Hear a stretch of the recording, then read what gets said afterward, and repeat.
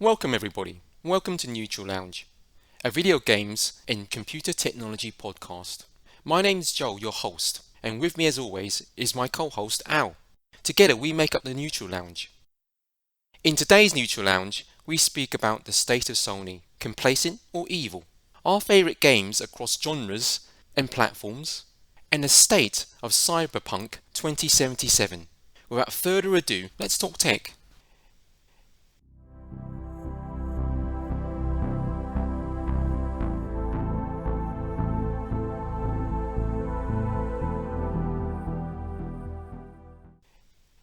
Hey Al, Hey Joe. how goes it? Yeah, not too bad. How have you been? Yeah, okay. Obviously, there's a bit of light at the end of the tunnel with the pandemic and all. Yeah. So what's the first topic of the day? Well, it's got to be Sony, and Mm. I've titled this one "Complacent or Evil." There's Yeah. no other way of putting it. But there's been a lot of negative press around Sony and PlayStation Mm. recently, and really, I just wanted to kind of dissect it, dive into it, Mm. analyze it a little bit. If I look at the timeline and how this has all come about, obviously it's last gen now, not current gen, Yeah. the Yeah. PS4. Sony were obviously well on top. Mm. During that E3 announcement, big misstep from kind of Microsoft in the way they constructed their message, Yeah. Yeah. where it seemed to be more about media and television. Sony kept faith with the kind of core gamer. Yeah. They had a lot of characters there. Shuhei, Andrew House was there, Jack Trenton, still running the US arm of PlayStation, Adam Boyes, characters like that Mm. who were very engaging for Yeah. gamers, I would say. That was the face of PlayStation at that time. Yeah. People like Sean Layton came later, but again, a genuine gaming person, if you like, Yeah. gaming professional. He's produced games. Jim Ryan's been there or thereabouts as well for a Mm-hmm. while. Mm-hmm. As far as I was concerned, he was never on the forefront. He was, I believe, the guy always running the either UK or European division of PlayStation. Mm-hmm. Mm-hmm. And so obviously Sony had, a super stellar last generation, Yeah. and Microsoft less so at the start of that generation. But then obviously they start to come back. Yeah. They reversed the direction with Xbox, made it more about the gamer. Mm. Mm. Equally, did a lot of work with backwards compatibility during that generation, and that's where it all started. Yeah. They also released the Xbox One X, Yeah. which is again another core gaming product, if you like. And at that point, obviously, started to gain a lot more traction, I think, Mm. and a lot more kind of goodwill and mind share and that sort of thing. Yeah. Now, coming up to close to current day, obviously, a lot of these faces like the Jack Trentons, Andrew House, Sean Layden, Adam Boyes, they've all gone. Mm-hmm. Mm-hmm. Shuhei's still there, but he's got a smaller role. Mm-hmm. Mm-hmm. He's basically doing more work with the indies, Yeah. while Herman Holst from Guerrilla Games is, taking on the role of kind of head of Worldwide Studios, Yeah. which is a good thing, really, because again, he's from that games development community, Mm-hmm. so Mm-hmm. that's really what you want to see. Mm-hmm. Yeah. So we've lost a lot of those faces. Microsoft, on the other hand, they've got Phil Spencer at the helm. They've got these other supporting cast members. Yeah. They appear to be, for the gamers, quote unquote. They appear to be open. Mm-hmm. If you could physically approach them, you'd say they feel approachable. Let's put it that Yeah. way. Well, I think even, Microsoft had already started to make ground with, and we've talked about it in the past with the Game Pass and other things. They already started to push an improvement in the PSN Plus offering and things like that. The games and everything had to, there's a lot of comparison between those two things, and they'd already started to push Sony more and more in that kind of period. Yeah, and I genuinely think, in terms of the offering, Microsoft really did start to close the gap Mm. at the tail end of the last generation. Yeah, yeah, I mean, they may not have closed the gap in terms of sales numbers, but they certainly closed the gap in terms of mind share yeah, and the perception of gamers have of them. yeah, The amount of goodwill they're generating with backwards compatibility and the like. And again, Xbox One X, the most powerful console of that generation, no yeah. doubt about that. that's a good product to have in your armory. Yeah. That's where it was. And obviously PS5, Xbox Series X and S launched. Yeah. But on the run up to that, I mean, my observations were Microsoft super open, lots of communication. Yeah. Sony less so, quiet, very quiet. It was Yeah. definitely Microsoft were leading the charge in, showing its full engineering stack, saying what it was kind of going up with. And then there was a raft of Sony ones, I think, kind of coming after it, which gave a bit more detail. And obviously, Xbox didn't do great on their on their gaming offering with Halo Infinite and the rest of the lineup there. But it was an interesting period. Yeah, I agree. I mean, to be honest, Xbox were extremely open, especially with some of the specs. Yeah. Obviously, they announced a teraflop number quite early on. How much you read into that, is another thing. But that was announced. Sony then did the technical walkthrough with Sony. Not particularly well received by your typical gamer. Hard to understand. And, where are the games, right? And up to that point, you would say, yeah, there are some concerns here.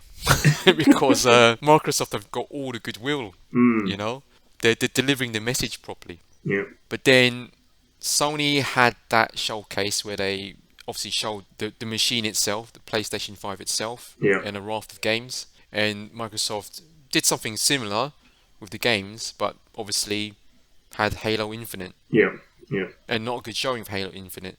And then, things changed a little bit. Yeah. Everything launched. Sales numbers, or some of the sales numbers are in, and obviously both consoles selling extremely well. Yeah. PS5, as we know, leading again. Mm-hmm. But then, so now a raft of negative press coming out for Sony. What are the list of misdemeanors? Games increases to £70 or euros or dollars. Yeah. No real game preservation strategy. I mean, backwards compatibility for PS4 games is excellent, incomplete, but beyond that, there isn't a lot. They don't seem to be engaging the gamers as they did before.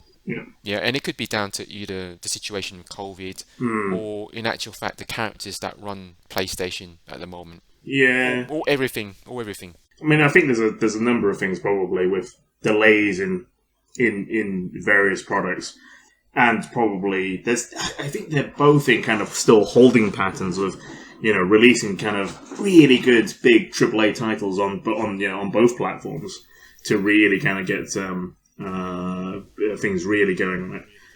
But I guess we've also seen some stuff recently, I guess, on the PSVR too, as well, at least. So there's been some trickles of stuff. Yeah, but it's been so low key, if you know what I mean. It's been like, here's a blog post. Yeah.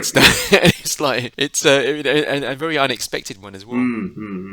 The whole PS5 internal HD expansion being locked as they wait for, I guess, the right SSDs to be available, either available or tested. Yeah. It's got to be quick enough. Not having the feature where you could offload games to an external hard drive, put it in cold storage and offline storage. The UI not really being fully fleshed out. I mean, it's a snappy UI, don't get me wrong, but it's not as feature rich as it could be. Yeah. And then you hear trickles that they're planning to make a remake of The Last of Us. The first, I mean, how old is that game? You know what I mean? Yeah. Why are we talking about a remake now? If it's accurate, yeah. Yeah. And then there doesn't seem to be a Game Pass alternative from Sony in sight. And, I'm not saying it absolutely needs to be a like-for-like equivalent to it, but there has to be something, if you know what I mean. Yeah. Because at the moment, the PlayStation services, if you look at it, it's pretty fragmented. They've got, obviously your standard PSN, they've got PS Now, PS Plus, they've got PlayStation Collection, that's only for PS5. Yeah. There's a lot of fragmentation there. You think, so what's going on there? And they go out. I was gonna say that they should do something to take advantage of the wider company that they've got, right? The movie side of things. There's so much content and stuff that they've got that just doesn't. Yeah. I'm gonna talk on that. I mean, it's an interesting one, and I did put out a video. I'm plugging my videos again, of course, right? About the One Sony strategy, and we should talk a little bit on that, because I think in part it feels like that explains some of their behaviour. Yeah, yeah. You know, does it? It feels like it does explain some of their behaviour. Yeah, so maybe it is a lull. Maybe it is a lull period whilst they're reorganizing all that and reshaping it, potentially. Mm. Maybe. And the one other big thing recently is that they announced the closure of PS3, PS Vita, and PSP stores. Yeah, yeah. Only to subsequently reverse that decision the week just gone. Mm-hmm, mm-hmm. At least for the PS3 and PS Vita. I mean, the PSP stores, still going down. So have they reversed that decision? Yeah, they've reversed it. Okay, interesting. Jim Ryan wrote another kind of blog post. Okay. So at least that's happened in it, Mm-hmm. They're listening from that perspective. Yeah, because it's a strange one. Because if you think about, and I don't know if I don't know if we've spoken it on the podcast, but it's just like if you think about the stores and the content and the library of things that you've purchased on PS3 format or PSP format, then you kind of expect to have that available in kind of perpetuity. And as long as Sony then offer it up as a an emulator or a thing that can play that content for you, you should still be able to access it. That's what it feels like anyway. Because otherwise they're going to end up trying to sell you it again. Because I don't know how many versions of Final Fantasy IX I've got across multiple different platforms. I do think in terms of the store closure, Mm. let's be honest, the stores do need to close at some point. Oh yeah. They reversed the decision, which was good. Mm-hmm. But the way it was handled was so piss poor. It was just unbelievable. I mean, there's one podcast I listen to, I think it's Sacred Symbols, and the guy that runs it, Colin Moriarty, Mm-hmm. he actually develops PS Vita games, or he has a company where he develops PS Vita games. They actually bought a development, or was it a testing tool or a development kit? I can't remember which. Right, from Sony. Just before they announced the store closure. Well, that's not nice, is it? You just thought to yourself, how can that have happened? How can that have happened? How can that have been allowed to happen? It's just, how well planned was this? If you know. I mean, it sounds like the tools. It sounds like the Sony tools department is separated from that of the store department or something, which is ridiculous, really, if it's part of the same format. Yeah, I mean, something like this. The decision's made. The relevant department's obviously informed, and then there has to be kind of an approach to basically kind of sunset some of this stuff. An approach where you don't piss everybody off, including the people that buy your product. So that was a strange one for me. Mm-hmm. The way I'm thinking about this, Al, is that look, Sony definitely won the last console generation. No doubt about that. So let's just get that out there. I mean, there's just no doubt about that. They won it on multiple levels. Yeah. Sales, mind share, the quality of the software, the VR stuff. They had many levels of advantages. Yeah, and it's too many wins. Microsoft did do a lot of good work in terms of clawing themselves back, so they still part of the conversation. That can't be denied either.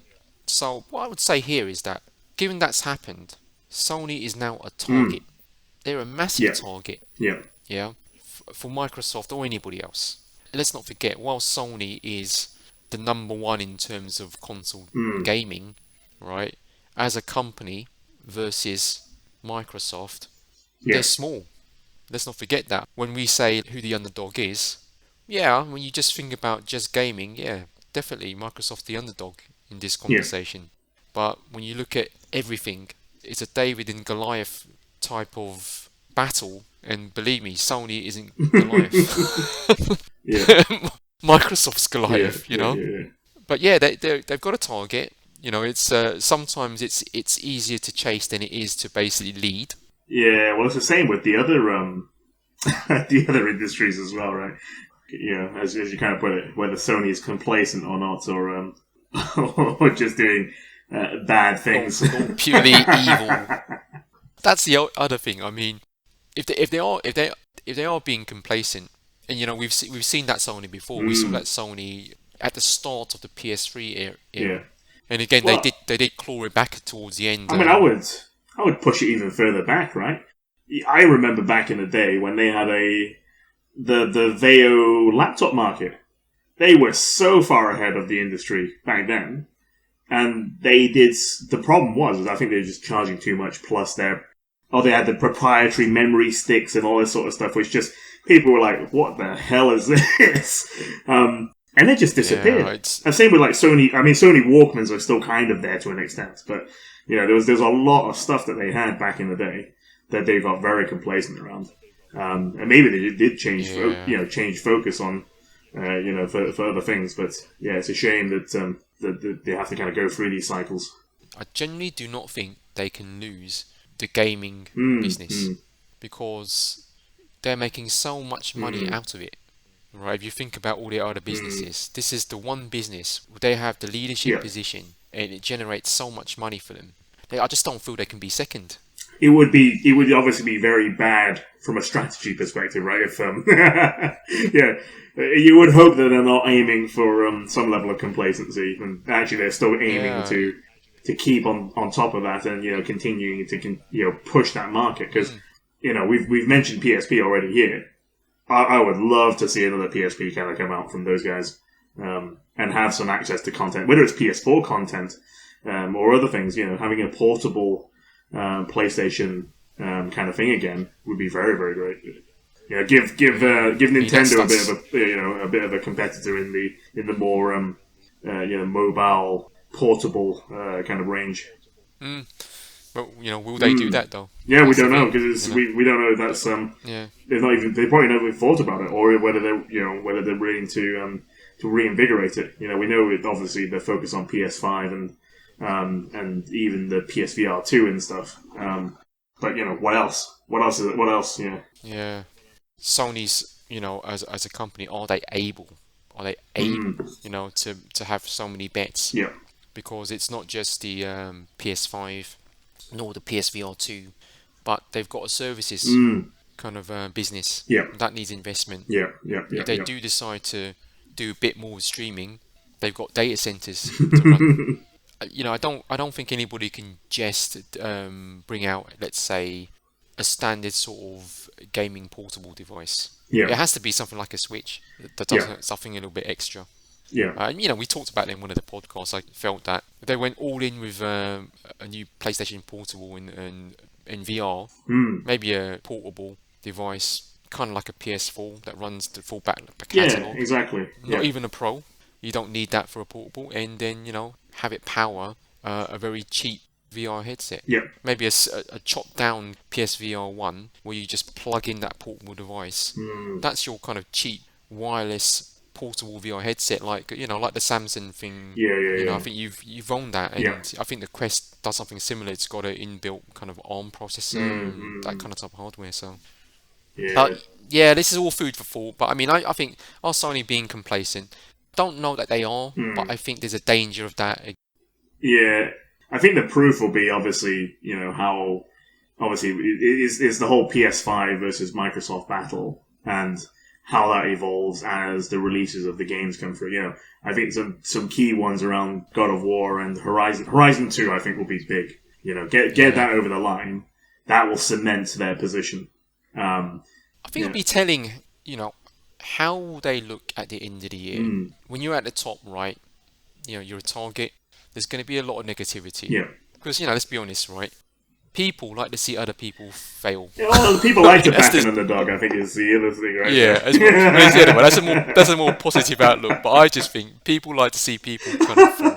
It makes a good story. The same way they like to see the underdog succeed, right? Same sort of thing. But I genuinely think that in order to fully ascertain what kind of shape they're in, are they complacent or otherwise, right? End of the year, have they dropped a lot of amazing software, number one? Are some of the promises they've made with the PS5, whether it's the SSD or whatever else, are we seeing genuine evidence that was real? And it will be down to the software and how have some of these promises been kept, you know what I mean? And all of that sort of stuff. Exactly. And I mean, I would like some sort of response to Game Pass, because at the end of the day, if there's really no response to Game Pass, and again, I'm maintaining, it doesn't have to be a like for like, but if there's no genuine response to Game Pass, that means Sony is basically being a little bit complacent. you need to get back into the conversation. And if you don't think you need to get back in the conversation, that means you either don't care, or you think you got the kind of market by the balls. You're not letting go. I mean, it's typical kind of corporations, right? Where they can basically, if they know they've got a massive lead and they're happy with the product that they've got, then do they take a bit of time, take stock, spend less on other innovative stuff, whilst they just take advantage of the margin that they're getting on the cash cow that they've got, right? And just sit on it for a bit, and then because I guess even if you were to innovate, it's similar to the discussion we had around the stores and who's whose lunch are you actually taking from, right? Is it going to be taken from themselves, right? Is it something that they innovate, the PSP or something? Would it actually just take away from the PS5 market and the digital version and things like that? So maybe it's some of that too. You've also got to fight on the same battlefield, if you know what I mean. If the war's across a country and you're just battling for a town, the war's lost. Do you know what I mean? I don't know. If you treat the PS5 as air superiority, maybe then you may be alright. Maybe so. But it's like what is your battleground now? I mean, is it just the consoles, or is it console and PC? Is it just about software? What is it? Is it multiple fronts? What is it? It's that's the worrying thing. If they're banking on success being just about console, I think that's going to be short-lived. Oh yeah. I don't think for a minute that's what they're thinking. But you would hope not. But obviously we'll find out by when we have a further chat about it towards the end of this year. Yeah, I mean that's right. I mean, I do feel them making steps into going to PC just shows something, and equally the amount of investment into Epic shows something else. There's a lot of things at play here. I kind of feel. Yeah. The other thing here is that forget about complacency. But let's just give kudos to Microsoft that they're doing a super job. They've been open in terms of how they've launched their Xbox Series X and S. They've clearly engineered an excellent product. They've got people who leading that division who speak to gamers, if I'm being honest. More so than Sony have at the moment, no doubt about that. So to your point about seeing an underdog win versus seeing someone fail, right? Maybe we should be saying, well, you know what? The reason Sony looks bad is because Microsoft are being so good. You know what I mean? They're doing extremely well, and they're pushing the right buttons here. And long may that continue, because thinking back to the PS3 days, I mean, launching that so-called supercomputer that no one could afford to buy, right, and having like absolutely no real games on it for a while. I mean, that was blatant complacency and arrogance. That's what I would call it. They were a bit arrogant. Well, you can when you're at the top. I mean, that's what can happen. Yeah. But, just don't forget about who put you there. Do you know what I mean? Who put you there? You're a product company and you're selling products to consumers. Yeah. So yeah, I mean, look, I don't think they're evil. Yeah, I mean, even with the games price increase to £70, I think, to be honest, factor inflation in. Factor the fact that AAA games are so expensive to produce these days. I think that's a little bit, inevitable. Yeah, for a full game, the 60-70 mark for a unreleased AAA title, I think is a valid thing, and especially when you then compare the content of that versus obviously free-to-play games versus microtransactions and a very different model of how to fund games and stuff, right? So, I think it is. The amount of effort that they probably have to do nowadays is, should be more. But then, maybe part of it is, maybe the discussion that we have at a later point around the whole engines and making it easier for game developers to be able to produce these games, right? And maybe technology improves that over time. I think that's the one danger, Al, though, that you pin a price to a certain level, and then it never drops off, because if people continue to pay for it, that's now the standard, and it's like the danger with computer hardware as well. But it's interesting, right? Because obviously when you look at Steam, then you don't have that issue, right? Because indie developers then offer up the price that they want to do. Obviously, plus on top of, obviously Steam and Valve's cut of that number. But still, there's very different offerings of price on Steam. Yeah. Yeah, but no one's saying that every game's 70 either. I mean, let's be clear on that. That feels like the upper end. Yeah, it's the AAA big game that will do that. Yeah. Yeah, correct. I mean, there'll be games that aren't 70, and there'll be games that I think the likes of Sony will give away, and we've seen that. We've seen that already. With some of the titles that they were talking about at launch, like Destruction All Stars, Oddworld, Soulstorm. They've given that stuff away. Yeah. Obviously, with Xbox and Microsoft Game Pass, they're definitely. I don't know about giving it away, but it's part of their offering. Yeah. I think the game preservation strategy, or the lack of one, and no backwards compatibility for PS1 to 3 is a little bit painful. Yeah, that was a big one for me on deciding factors around PS3. Yeah, I'm hoping they do a bit more around that. I think they got to get in a position where they themselves feel it's a factor. Yeah. Because I don't think they feel it's a factor at all. I think they're thinking full steam ahead, and they're probably thinking, well, these are old games. Who really cares? To a degree, they're right. It's not the majority of people. It's the vocal few. The people like me that have been playing games for so long, I can remember these titles. I don't know. I don't know. There's still that nostalgia, retro gaming. Yeah, there was the whole minis, right? The SNES Mini, the PlayStation 1 Mini. Yeah. Although actually, the PlayStation 1 wasn't that great, if I remember correctly. It was really badly optimized, if I remember. Yeah, it kind of says a lot, doesn't it? If you know what I mean. Sony should at least think about this as goodwill. If you want to continue being the product that core gamers, want to own, that's one of the ways to be in that conversation. I mean, they can't afford to be, really, because like with these things, and I think gamers can be, they'll basically, it'll be based on their, they'll basically protest with their wallet, or they'll just go to something else, really.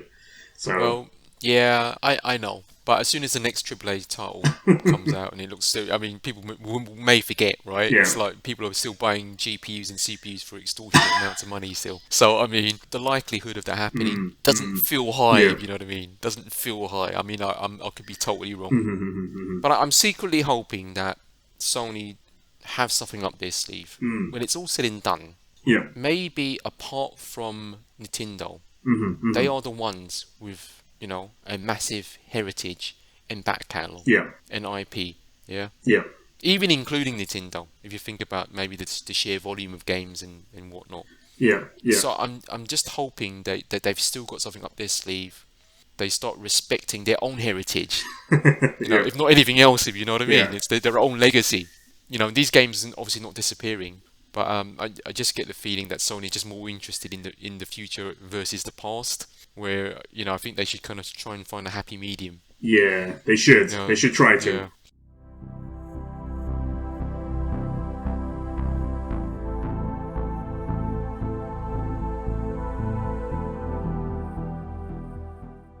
I think the last thing I wanted to say about Sony, there has been this One Sony strategy in the background for a while, and really it was about breaking down the different silos within Sony and getting that company back on the path to success, because for a while they were looking a little bit shaky, if I'm being honest. As you said earlier, Sony have got a number of different business divisions.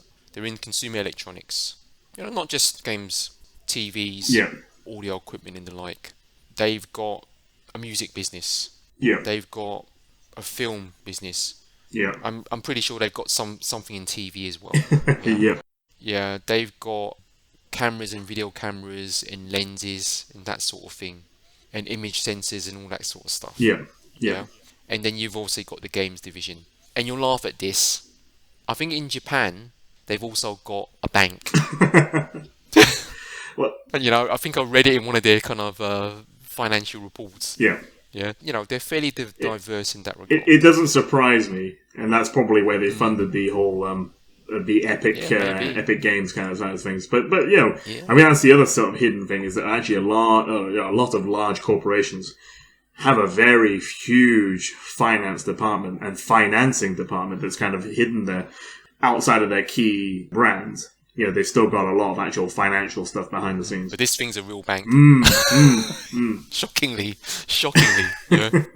But, so they got the one Sony strategy to try and break down the silos. Yeah. And I think, I'll put it this way, right? If you think about how Apple basically put together, iTunes. Yeah. They're changing the music industry. Yeah. Basically how music is played, how it's consumed and sold, and generally how the music industry functions. Yeah. Now, back in the day, if you look at those different pillars, there was pretty much only one other company that could have done that. That was Sony. Yeah. Yeah. Walkman. Yeah. They had a foot in the music industry, obviously consumer electronics, all of that sort of thing. Yeah. All of that. Yeah. But they just couldn't do it. Yeah. And then Apple and iPod just took over the world. Pretty much. I mean, Sony was just too slow moving. Yeah. Too many silos. Yeah. Yeah. One of the reasons I think even the PlayStation brands has basically gone to more of a global model. Yeah. They've got one headquarters now. Whereas, before you'd hear about Sony of America, Sony of Europe, Sony of Japan, they're a much more consolidated, I would say, entity right now. Yeah. I actually think this is a lot to do with One Sony. And also, if you've been listening into what Sony and PlayStation are doing, they've obviously got an Uncharted movie with Tom Holland and Mark Wahlberg. They've got a Last of Us TV series with two of the actors who played well-known characters from Game of Thrones, and the guy who's in the Mandalorian, the lead from the Mandalorian. They've got a Ghost of Tsushima. I think it's a film with the director and producer, maybe just the director from John Wick. Yeah, it's interesting that they're pouring so much into that though, because the only recent sort of gaming kind of related movie or series that seemed to have done any well was the Witcher one, I think. Yeah, absolutely. Netflix, right? But what I'm trying to say here, Al, that none of this is B-movie. None of this, with the people involved, is second tier. Yeah? And all of this feels like it's the different divisions within Sony collaborating with one another. Yeah. Leveraging their IP. This is where I think some of this is coming about. Yeah. The One Sony strategy, the cross-media content they're being producing now. Yeah. Even with, I would say, they're trialing this kind of video service on PS Plus now in Poland. I heard, I think a couple of days ago. Yeah. And even Bravia. Yeah. Bravia TVs, right, the new ones, they come with this video streaming service now, where you can basically stream IMAX video, and it's free. So it just feels like they're cross-harmonizing all of this sort of stuff. Yeah, but I don't know. Wasn't there also some articles recently around Netflix and its share price also tanking recently, I think, as well, because I think they're probably the leaders in kind of video streaming kind of services, but I think there's a lot of kind of views that it's reached its peak. People seem to be moving away from it. So then, what does that mean?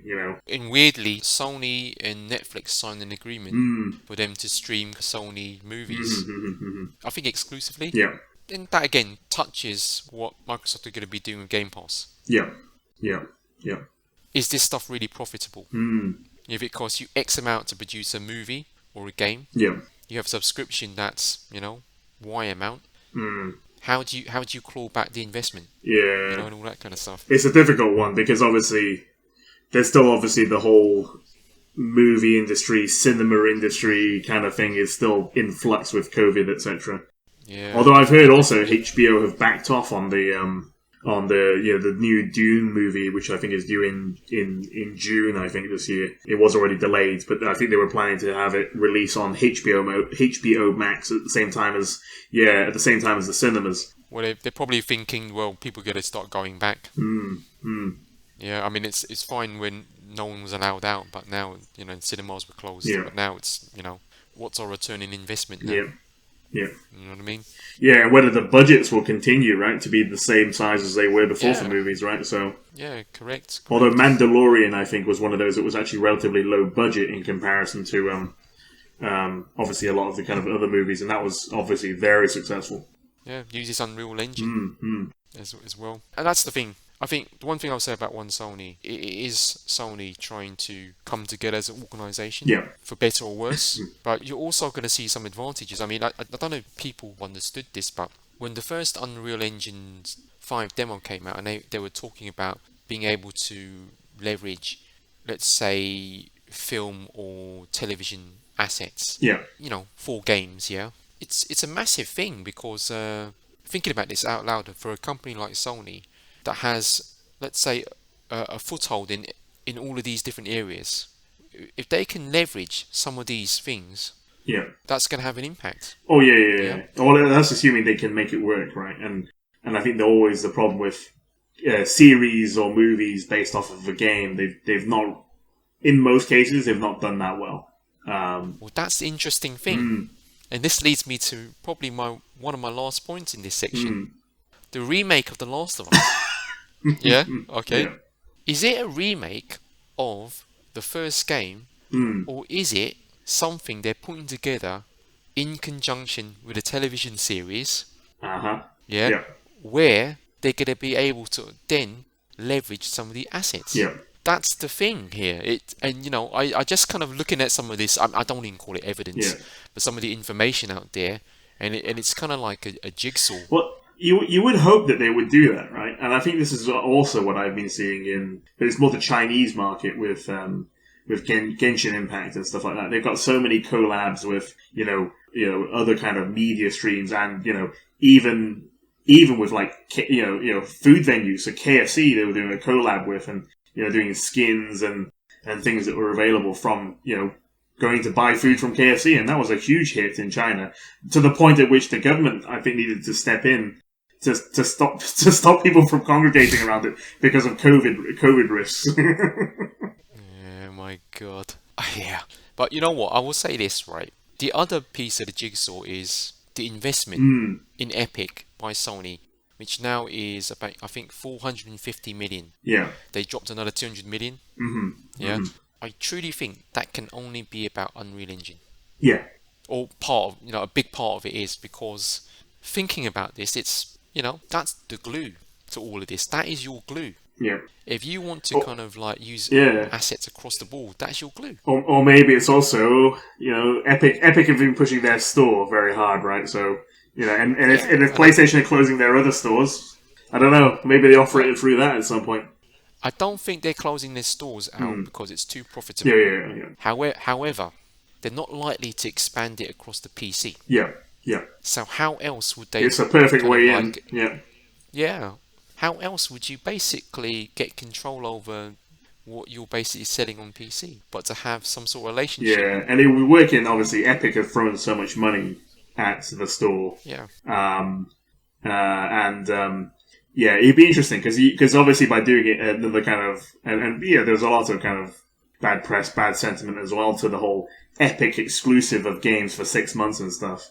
But I think people are starting to come around to it a little bit better, because there's still, you're kind of excluding yourself out of the Steam market. There's a lot of people that still prefer Steam. Well, yeah, they may not do that, but I mean, my thinking still is it's about the Unreal Engine. Yeah. I mean, and obviously, Sony have got no controlling stake in Epic. They've not dropped enough money for that. Yeah. They've dropped the kind of money where you can have a collaborative relationship, let's say. Yeah. So I think this is largely what it's about. Mm-hmm. And you know what? Let's conclude this section. I mean, so is Sony complacent? Maybe, but equally maybe not. I think it's too early to judge. Yeah, it's too early to judge. I absolutely agree with you, Al. The time to judge is maybe at the end of this year, because Sony have been so silent, and to a degree, I think their approach has been let the other guy or guys speak first. Yeah. We'll see what they have, and then maybe we'll counter. Yeah, and don't get me wrong. I don't think they've been very engaging. That part I think is definitely true. Equally, I don't think they've got nothing up their sleeve that they can show. I think they've got something. They're just not ready to tell us yet. Yeah. Yeah. I'm thinking back to that reveal of the actual PlayStation itself, PS5 itself, where for a long time Sony were absolutely saying nothing for a long time. Yeah. Aside from the Mark Cerny technical walkthrough. Yeah. And that wasn't really well received. Mm-hmm. Yeah. If I'm being honest, by the typical gamer. I mean, for me, interesting, good information. But for most people, what the hell is this about? Yeah. I mean, shit. What is it? What are you talking? What SS? What? Well, there's a lot of memes anyway, at least coming from the back of it. Yeah. I mean, I found it extremely informative and interesting, but that's not for everybody, right? Yeah. So I think there's an element of that. I mean, are they evil? Well, is any corporation evil? Let's be honest. Every company, corporation out there is after what you have in your wallet. Yeah. That is the long and short of it. And got to keep these guys in check sometimes, don't you? Yeah. And that comes down to, please don't be a fanboy. Yeah. Be balanced with how you think about these companies. They're not necessarily for you. Yeah. Be thankful that Microsoft and Xbox are there as far as the consoles are concerned. Be thankful there is a PC master race of sorts. Yeah. Because, these three individual groups by themselves would be unbearable to deal with. But together, they maintain balance. Yeah. That's the way you got to think about it. It should keep them all on their toes, right? And to keep new things coming out. Because otherwise, you're going to end up with, an iteration of FIFA every year. That's all you're going to get. Stagnation. Yeah, lack of innovation. Companies who are not really for us. They are for us when they're basically being pushed to be for us. Yeah. They're not for us otherwise. Yeah. And it's the same for AMD, Intel, and Nvidia. That's the other triangle. Yeah, time will tell. Yeah, exactly. And with that said, let us move on.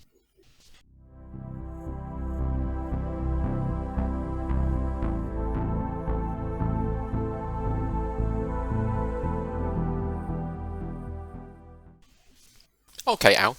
I think our next topic is basically it's more about us. It's our favourite games. Yeah. It's going to let the people who listen to this podcast get to know us, if you like.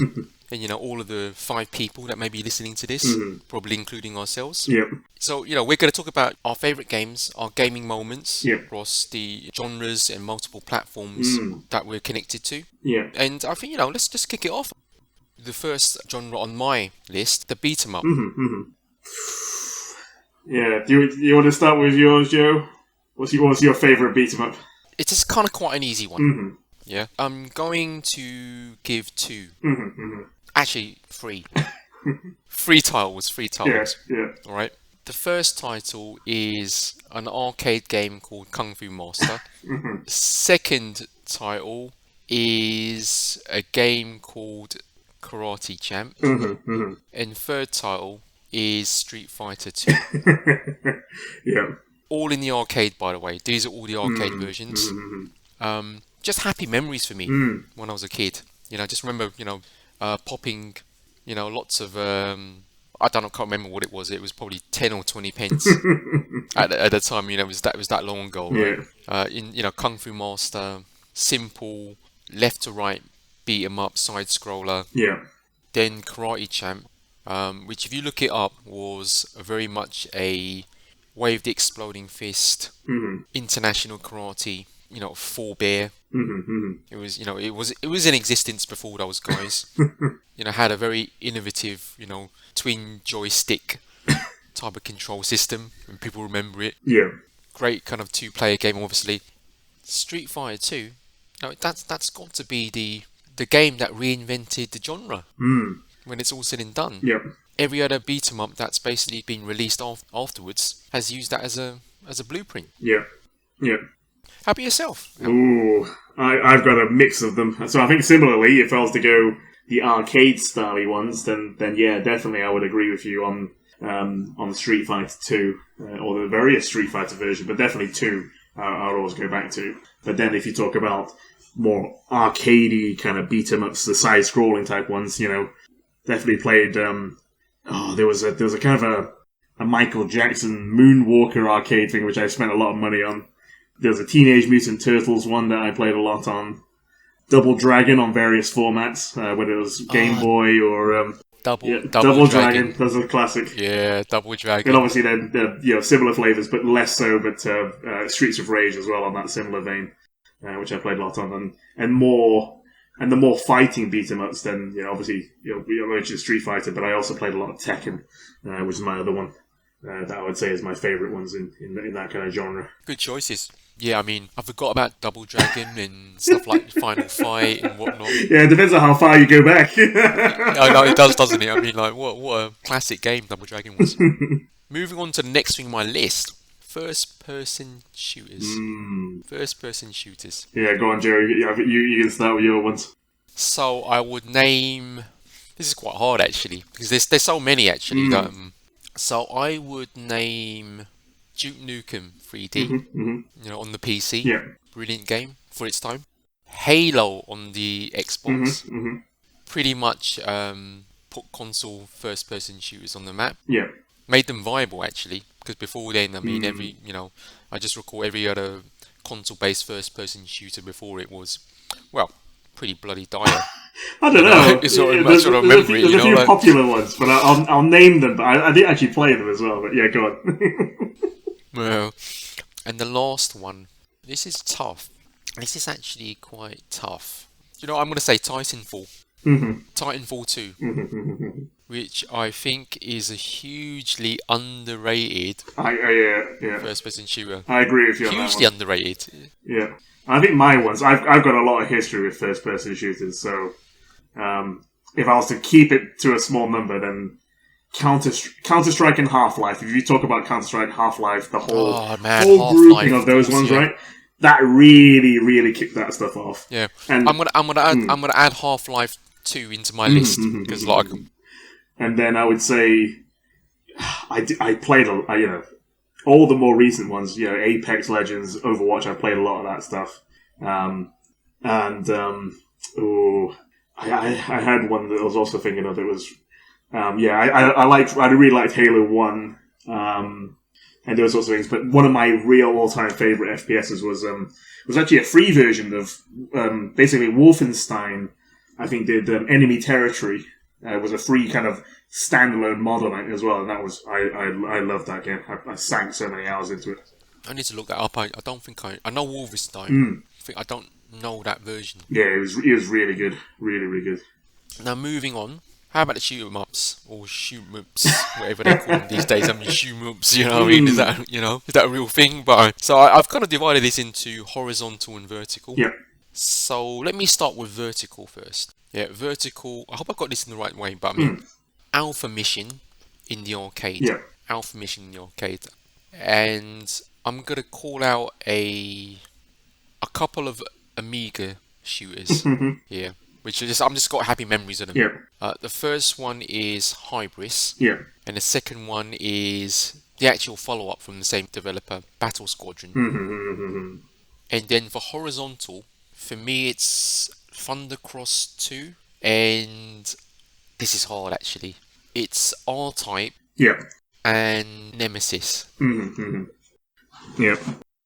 I think I was definitely going to call out R-Type as one of them that would definitely played a lot on. Contra, I think was one of my favourites as well. Contra's top game. On those ones, and there was another one quite similar as well. Chaos Engine, I think, is on Amiga as well. I played a lot of that. Top game as well. And there was one game. It's kind of R-Type like as well. I'm trying to find the name of it, but maybe it comes to me. But I used to play it. Was it an Amiga? It was another Amiga game as well. That's kind of probably is it Catechus? No, it was like a Hybris type one and Battle Squadron type one, going in that direction. But it was more of a not Swiv. I definitely played a lot of Swiv as well. Let me dig it out. But a few of those I quite enjoyed. That's it. Xenon, I don't know if you remember it, but Xenon 2. Xenon 2, yeah, I do remember that one. That was such a classic game. I remember. No, I do remember Xenon 2. I just remember the bomb, the bass music, Mm-hmm. and the Bitmap brothers who did that. Yeah. Those games always had a really good art style. And I was going to say whether you would also include. Although, do we have a sports one? Okay, we do have a sports one. I'll leave that one for later. I know what you're gonna say, by the way. I was just thinking we were the same one. But yeah. I never thought that Xenon 2 was as good as Battle Squadron. Mm-hmm. That's my only thing, But yeah, it's definitely a landmark game. That's for sure. Yep. So moving on, third-person action games. Yeah. Okay, so I guess I'm gonna start off. Yep. So what I'm gonna call out is Uncharted 2, Mm-hmm. Uncharted 2, and Gears of War 2. Mm-hmm. And do I have a third one? Yes, I do actually. I'm also gonna call out Ratchet and Clank. Those are my three. Oh, so I would say this is really difficult. And the problem is because some of these blend into them as well, right? Because you could argue there's some that you could argue as RPGs and other things. But if you looked at I was gonna say so Uncharted for sure, and I would say you mentioned Gears as well. I'll definitely do Gears. But then also if you argue that Mass Effect is a third person one. Then I would add Mass Effect into that. What other third-person ones have I got? Maybe some of the Tomb Raiders back in the day, but I think those are those for me for now. What am I thinking? Warframe, of course. You can also play that in. Can you play that? You can play that in first person as well. You can, but it's really a third-person kind of action game when it's all said and done with the melee and whatnot. Yeah. You could argue The Last of Us. You could argue many of the kind of like PlayStation, Sony first-party exclusives. Actually, Yeah. I mean, God of War. Oh yes, that was the one I was Amazing thinking game. of. Yes, exactly. Yeah, Spider-Man. Amazing game. But I mean, I decided to pick the ones that I did because of just sheer. There were certain kind of wow moments and memories I have of those games that I kind of stick with me. Yeah. Uncharted is a case in point where there's a level in it where you're literally being chased by this kind of attack helicopter for half the level, whatever it was. And then you make your way into this building. All of a sudden, explosions start kicking off. And actually, what's happening is the building you're in starts toppling over. Yeah. You're sliding on the floor towards a window and whatnot. And obviously the environment's going mad and things are basically, moving all over the place. Yeah. And that sort of thing really didn't happen in games up until that point, as much as I can remember. Those kind of, that style of set piece was amazing. So there's so many. Yeah. There's so many. Oh, I've just had a few that kind of come to mind as well. Actually going back a step back onto the first-person shooters, we don't even talk about Call of Duty and Battlefield.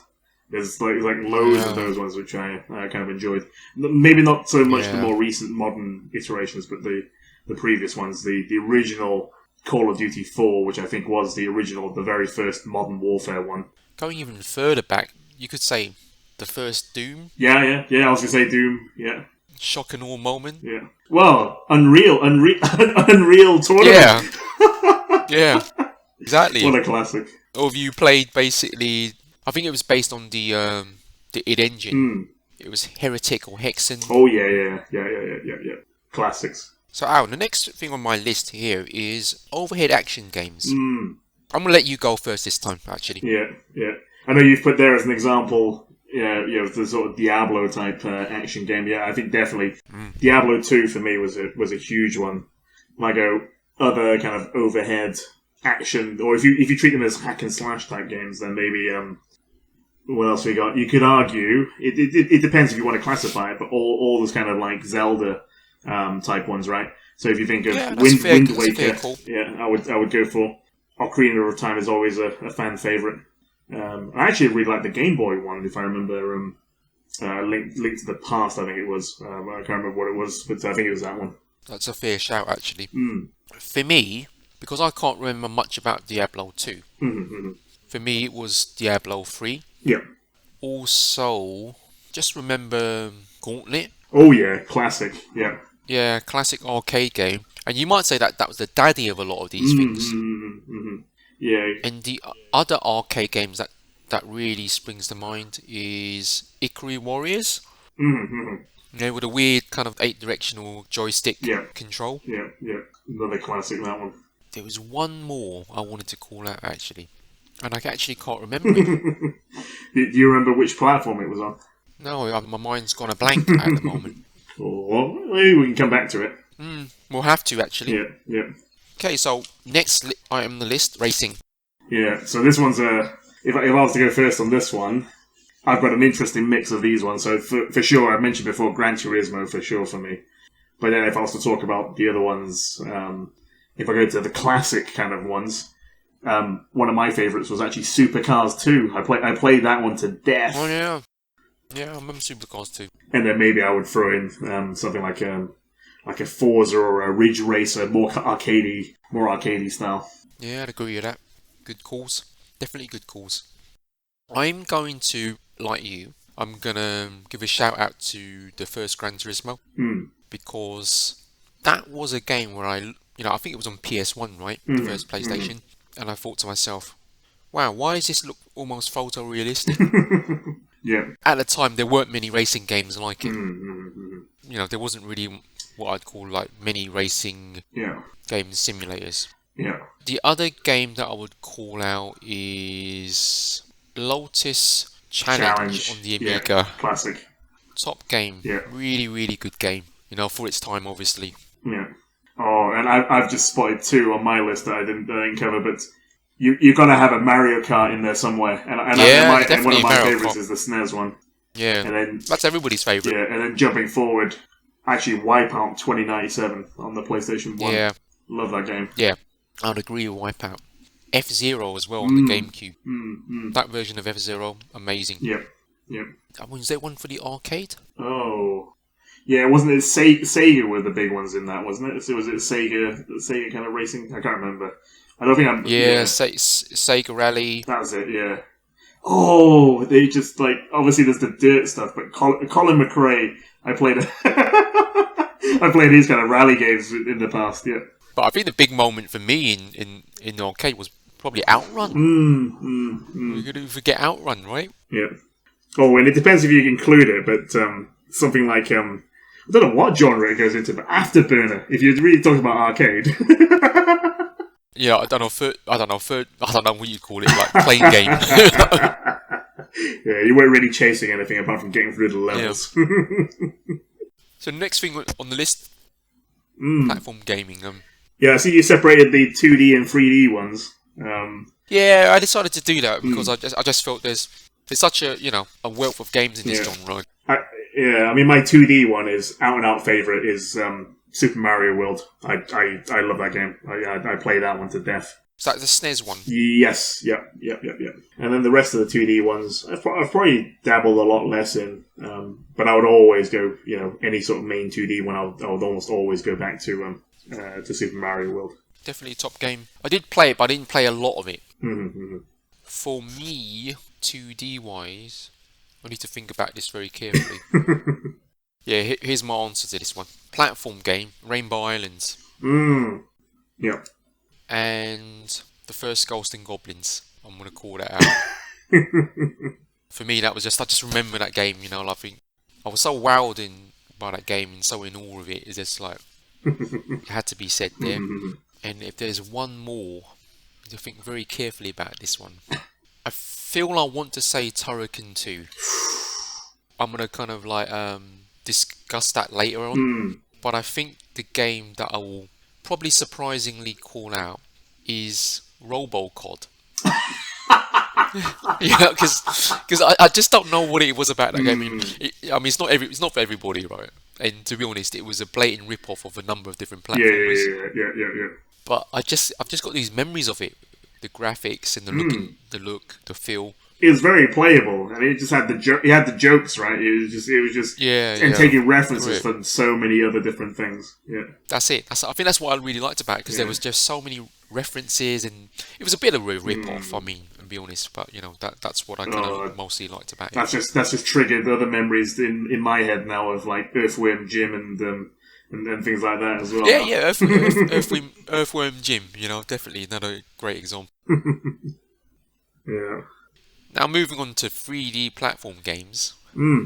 Yeah, for me, interestingly, I think for the 3D platformers, I would say actually one of my favorites was actually Mario Sunshine on the GameCube. I played that a lot. I had that. I had that as well. I remember Mario Sunshine. Yeah.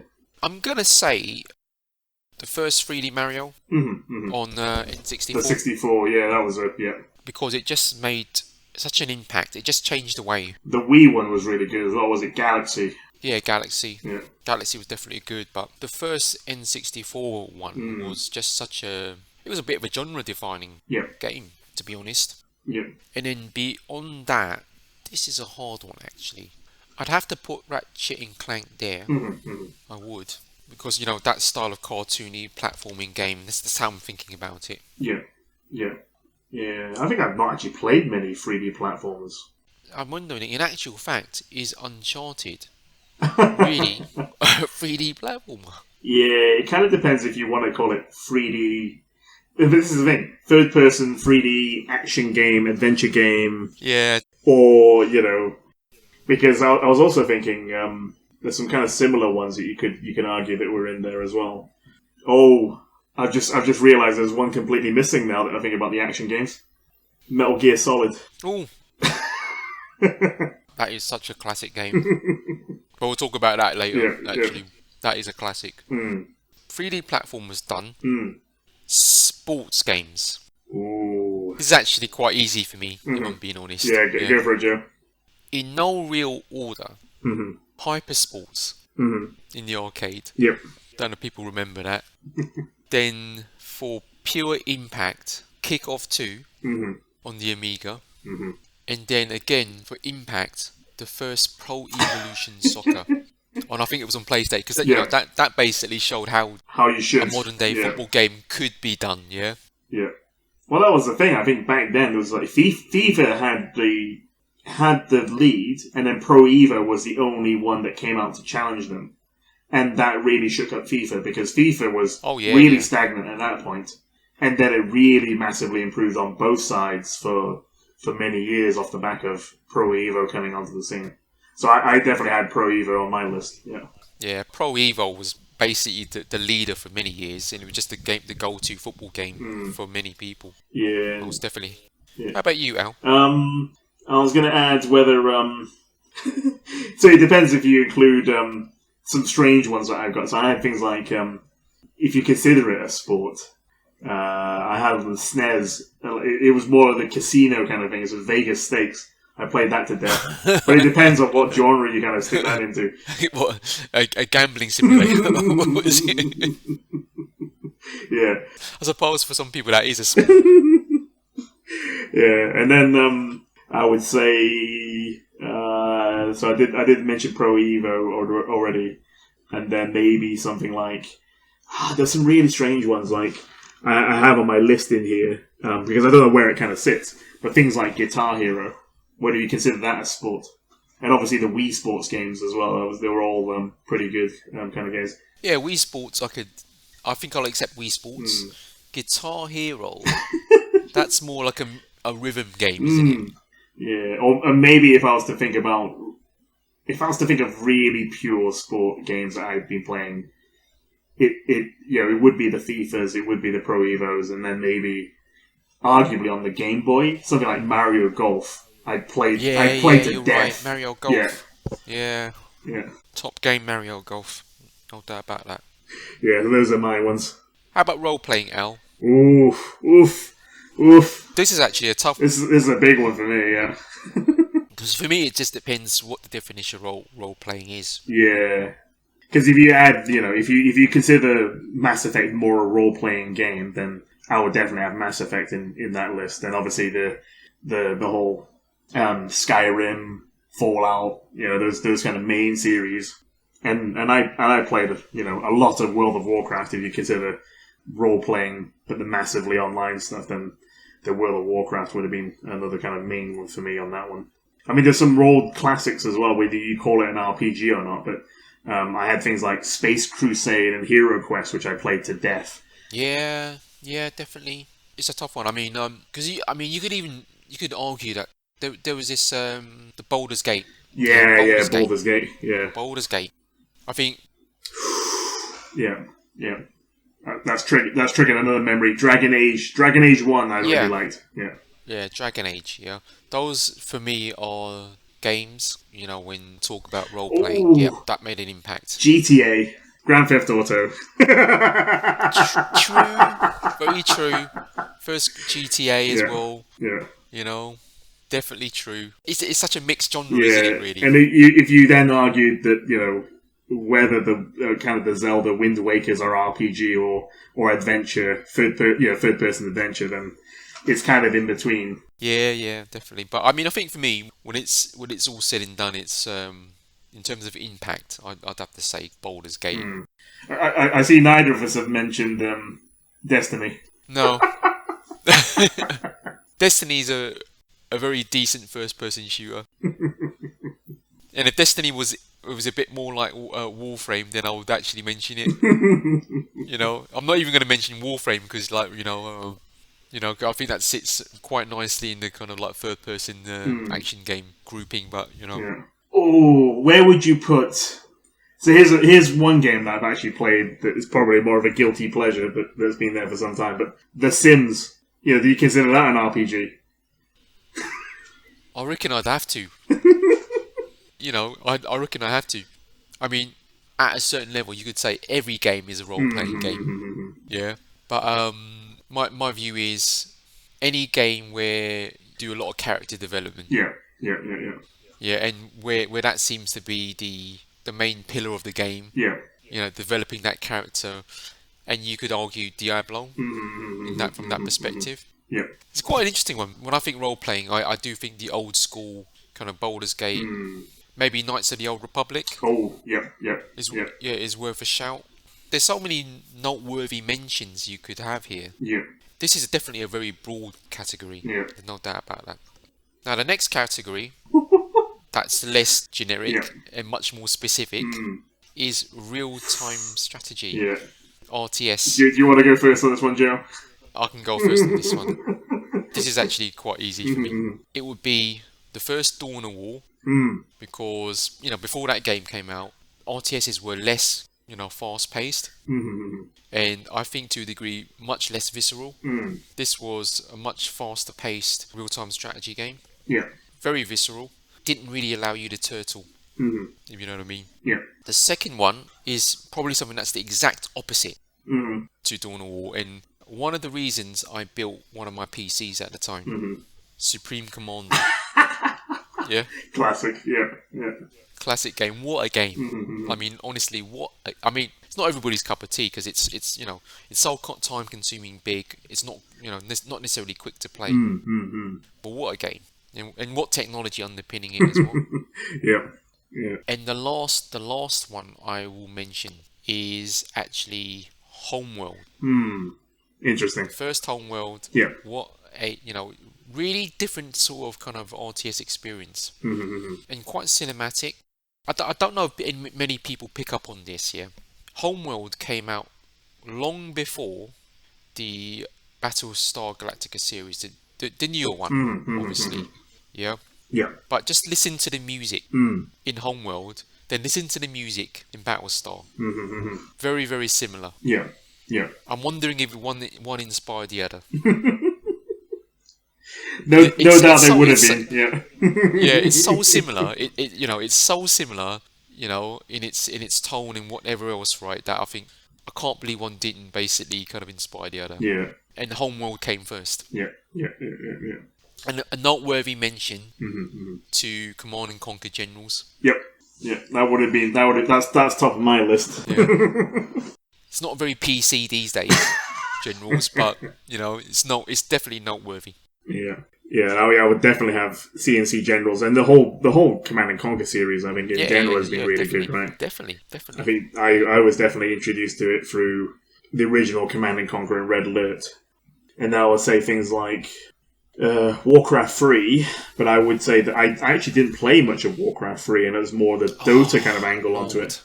How the hell did I not say Warcraft 3? Yeah. one of my all-time most favorite games, you know. And it's probably one of these things, right, where I kind of think of it as, yes, it's an RTS, but it's also part role-playing. Yeah. If you know what I mean. So how did I not even think of that? Yeah, because it's a mix of those ones that are in there. And it's one of the first to do that, actually. One of my other favourites was actually, there was a Star Wars Empire at War was actually one of my favourite RTSs as well. They used to play a lot on. You mentioned... that thing's still going on a mod scene, Empire at War. Yeah, you mentioned Supreme Commander, but I would say the iteration, the sort of original before that was... I don't know if you remember that series, but Total Annihilation.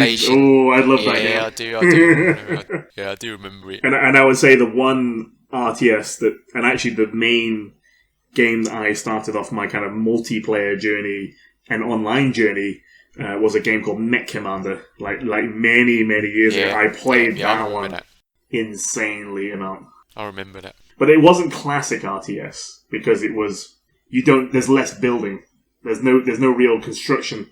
You just controlled one or two there. So there's an RPG. There's a kind of a role playing element to that one. Yeah, I mean that saddens me a little bit because I think the newer RTS games kind of focus less on the building. But you know that's what I kind of found extremely satisfying about RTS games. Yep. So you know it's a shame that's no. I mean that's what happened with Dawn of War, right? From 1 all the way to 2 and 3. Yeah. That was a huge. Was, you know, I am sad to see the way that one has shifted because like you, I think one of my favourites was Dawn of War 1. Yeah, even Dawn of War was less about the base building and more about exploring the map, as it were. Yeah. But at least it had base building. Yep. And I guess the other one of noteworthy mention, although I didn't actually play it, you know, but StarCraft. Obviously, can I forget StarCraft? Oh Lord, they're all Blizzard ones. Yeah, it's annoyingly there's just too many games. That's the biggest problem in this kind of whole exercise. You know what I mean? Like too many games. Yeah. The next item on the list is kind of strategy, and again, this is a very very generic, broad category. But one of the reasons I kind of listed this is so I could mention just one game, and that would be Championship Manager. That is such a time sink. Yeah, that's the reason I said let's talk about strategy games because of that game. You know what I mean? It's I think it's called something else now, but I mean that game. You know, I sunk so many hours into it. I mean, it's just one of those games. I remember like sitting down with that game in the morning, literally as soon as I got up. I think it was in second year university. Yeah. And then must have eaten once, right? And then the whole kind of day literally went, and it was time to go to sleep. You know, and I ate once, and all I did was play that game.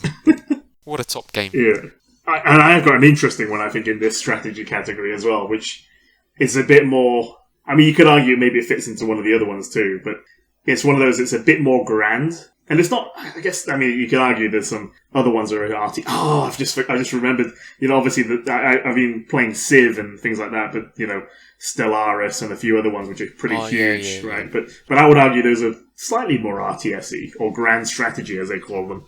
But then I was thinking... 4X stuff. Yeah, exactly. So if we had a 4X category, then maybe those ones into there. But then... Well, we can use this for 4X out. Yeah, true. No harm. But then I was thinking, actually, something a bit more classic... that came to my mind was Syndicate. Syndicate! Top game. And then, if you think about the way that is shaped, I consider that is very XCOM-y and all that sort of stuff, right? So XCOM. I'd even put. I quite like Galactic Civilizations and Sins of a Solar Empire, which is a 4X kind of mad, kind of RTS-ish kind of like strategy game. Yeah, there's so many. I mean, like we're coming across as real kind of gaming geeks here. No matter games you played, I mean, like there doesn't seem to be any limit. Yeah. So let's move on from genres, and I'm sure there's loads that we've missed that we can maybe talk at the tail end of this. Right? Yeah.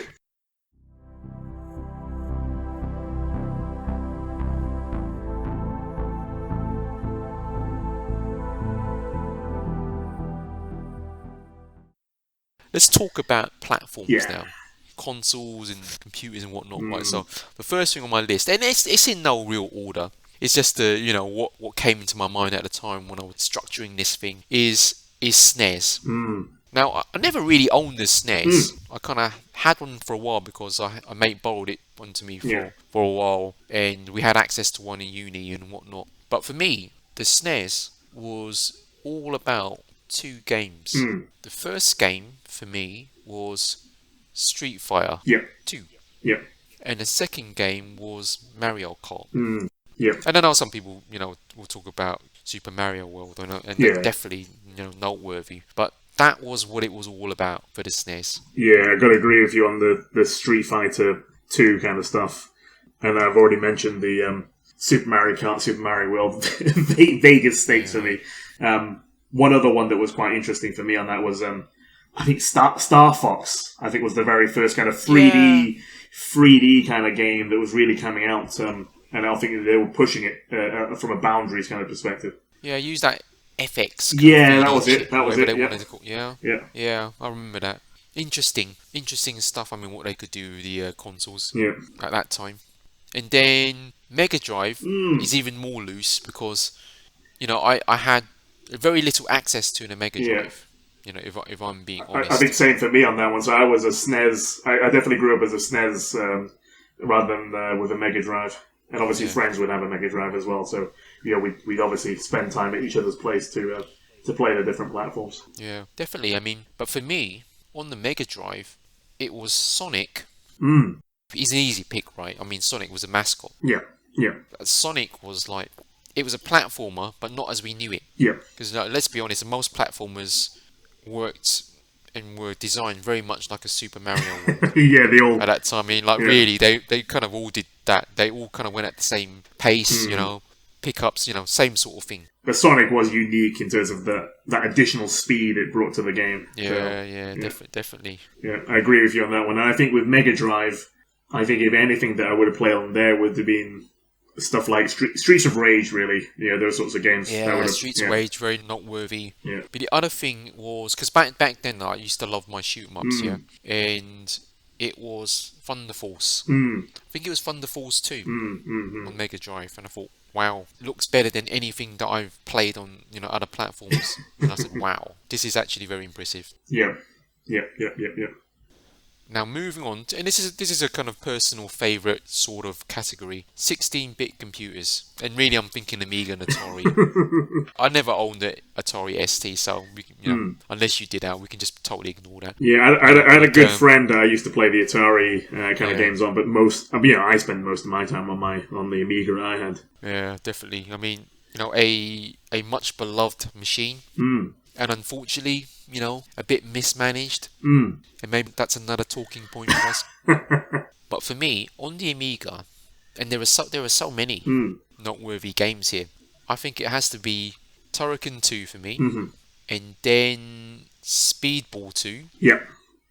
Oh, that was the one I was going to mention in sports. I completely forgot about it. Yeah. I thought you were going to do it because we were talking about the Xenon 2 and bitmaps. Yeah. I've already mentioned Kickoff, so I'm going to have to mention Sensible Soccer. Yes. Oh, then this, okay. Yeah, it's a tough one, isn't it? It's so tough, isn't it? As soon as you mentioned that, it's like then goes on to Cannon Fodder and all the other ones. So many, right? Yeah. And the last game I will mention on Amiga is really the first Shadow of the Beast. And I'm not mentioning it because it was actually a good game. Because the reality is it wasn't a good game. But it made such an impact on me. Yeah. The music. I still remember the music. Yeah. You can hum it. And I just remember the first levels, parallax scrolling. For its time, it just looked beautiful. It just looked beautiful. Yeah. It was a Cyberpunk 2077 of its day. Yeah. That's how you need to think about it. Yeah. I think my kind of other ones, I mentioned already quite a few on the ones earlier, but the Supercars 2. One that I didn't mention that I completely forgot was Golden Axe. Actually, I played a lot of Golden Axe on Amiga. Brilliant on Amiga, actually. Syndicate I mentioned, Afterburner I mentioned. One other classic, I don't know if you ever played this one, but IK Plus I played to death. Yes, IK Plus, brilliant game. I wish I could name them all, right? There's just so many IK of Plus, brilliant. Yeah, especially the groin hit. If you remember them. that, Yeah. the sound they made, what a classic. Yeah. So many games, good games on that machine. No doubt about that. Yeah. Time to move on to PC. Oh. Yeah. Oh, well, even harder. Yeah. Just as hard, I think. Do you want to go first, Just as Joe? hard. Yeah, I'm gonna try and go first. This is actually almost impossible. Yeah, because it's been there for so long. We'd almost have to do it by, like by decade. I think is your. Yeah, no, you would have to do it by decade, wouldn't you? I mean, like, but I'm going to say Duke Nukem 3D. Mhm. And the reason I say this is because there was so much hype about Quake at the time. But for me, Duke Nukem 3D was the superior game. Yeah. Maybe the technology, wasn't as good. It certainly wasn't, the full 3D environment that maybe Quake was. But it was just a much better experience. Yeah. Yeah. The second game I'm going to mention is Half-Life 2. Yeah. Because that was one of the first moments I had in a video game where you had kind of like a moment in it where you thought, that's so clever. And it wasn't about the technology. Yeah. It was the scenario they put you in. Yeah. I don't know if you remember the training mission where you had that giant robot. Yeah. You could move objects around and chuck things and all that kind of stuff, right? That was, very, very clever. Yeah. And then the first Crisis. Oh, yes. Yeah. Even though it was more or less impossible to play on any PC at the time, right? That game was so impressive. Yeah. Yeah. And I think it was a little bit underrated as a game as well. It was, yeah. Yeah. Yeah. I mean, I do think that. I mean, it was just not only about the technology. It was an underrated game. Yeah. Well, I enjoyed Crisis a lot, both the single player and the multiplayer. So it was a great game as far as I could, for the amount of time I've spent on it. And the last game I'm going to mention, Warcraft 3. Because as an RTS, I think that really, it had a bit of a story to it. You know what I mean? I thought to myself, well, this is a story that I kind of, I'm interested in. It's an RTS, and that's the first time, and I think in an RTS that I saw some real kind of role-playing elements to it. Yeah. And the whole kind of world, what they created was so impressive. Yeah, exactly. It was so impressive. The lore, the character building, it was huge, right? It was. Yeah. And then it then obviously then spawned World of Warcraft and all the other stuff off it. So yeah, definitely so important. Kind of defining that platform really. Yeah, I'm trying to think if there's some modern picks. I'm sure there are quite a few, but it's something that really, really sticks out. I'm trying to think. Yeah, nothing sticks out. I think I'm gonna have to leave it at that.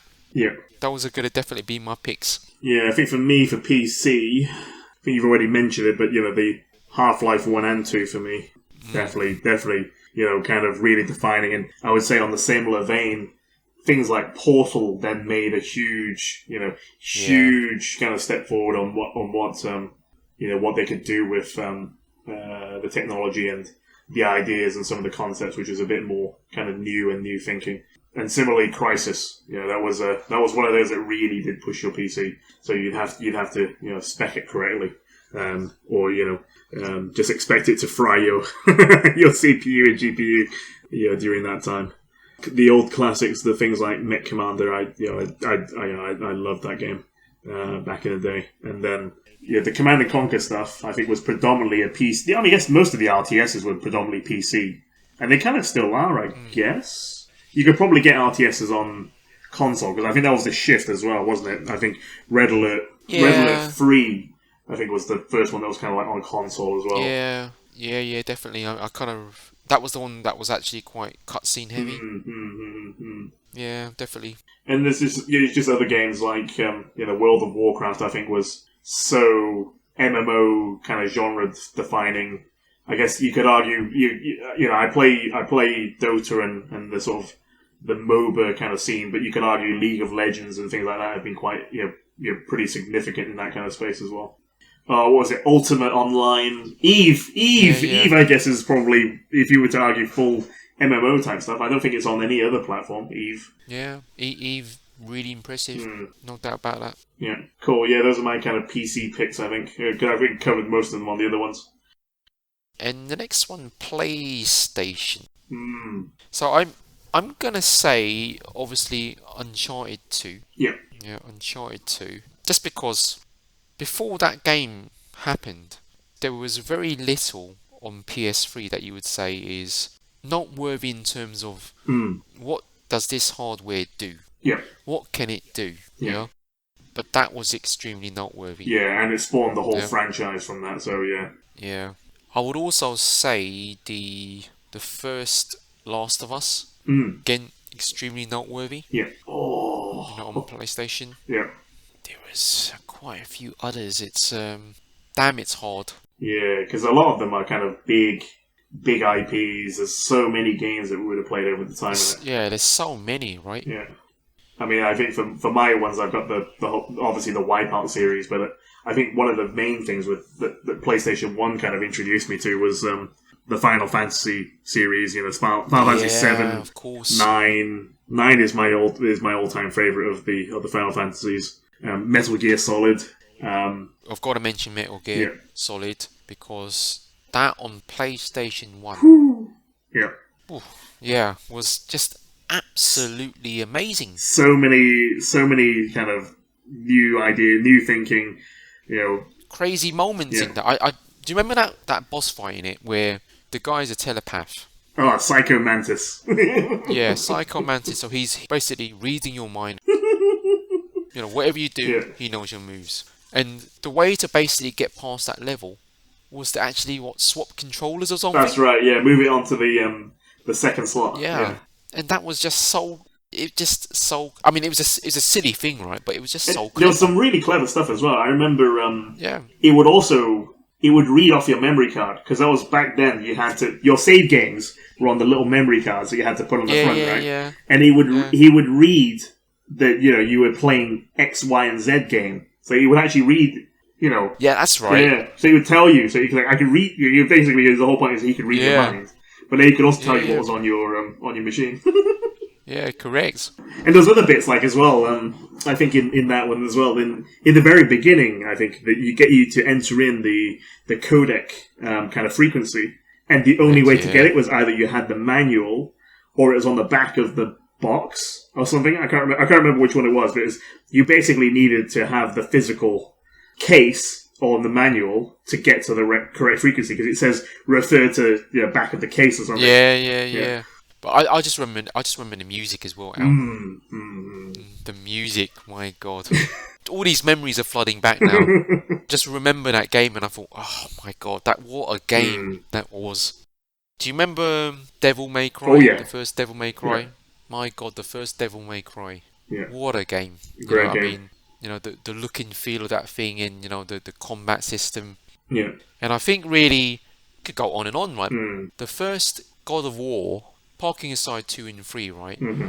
The first God of War with the opening sequence with those Hydras. Before, games weren't doing that. Because you didn't have this massive set piece right at the start of the game. Yeah. These massive set pieces would happen quite far into the game, if you know what I mean. Yeah. Obviously, the violence.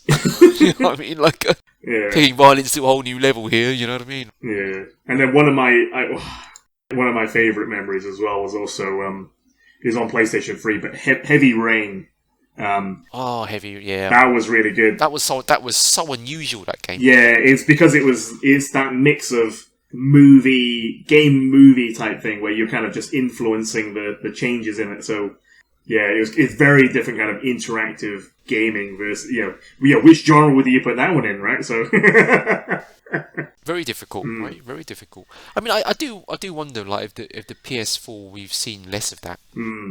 I'd have to sit down and think about it. I mean, I kind of doubt we have, but I mean, I just feel that the first party games are less. Yeah. They feel kind of as if they're less innovative.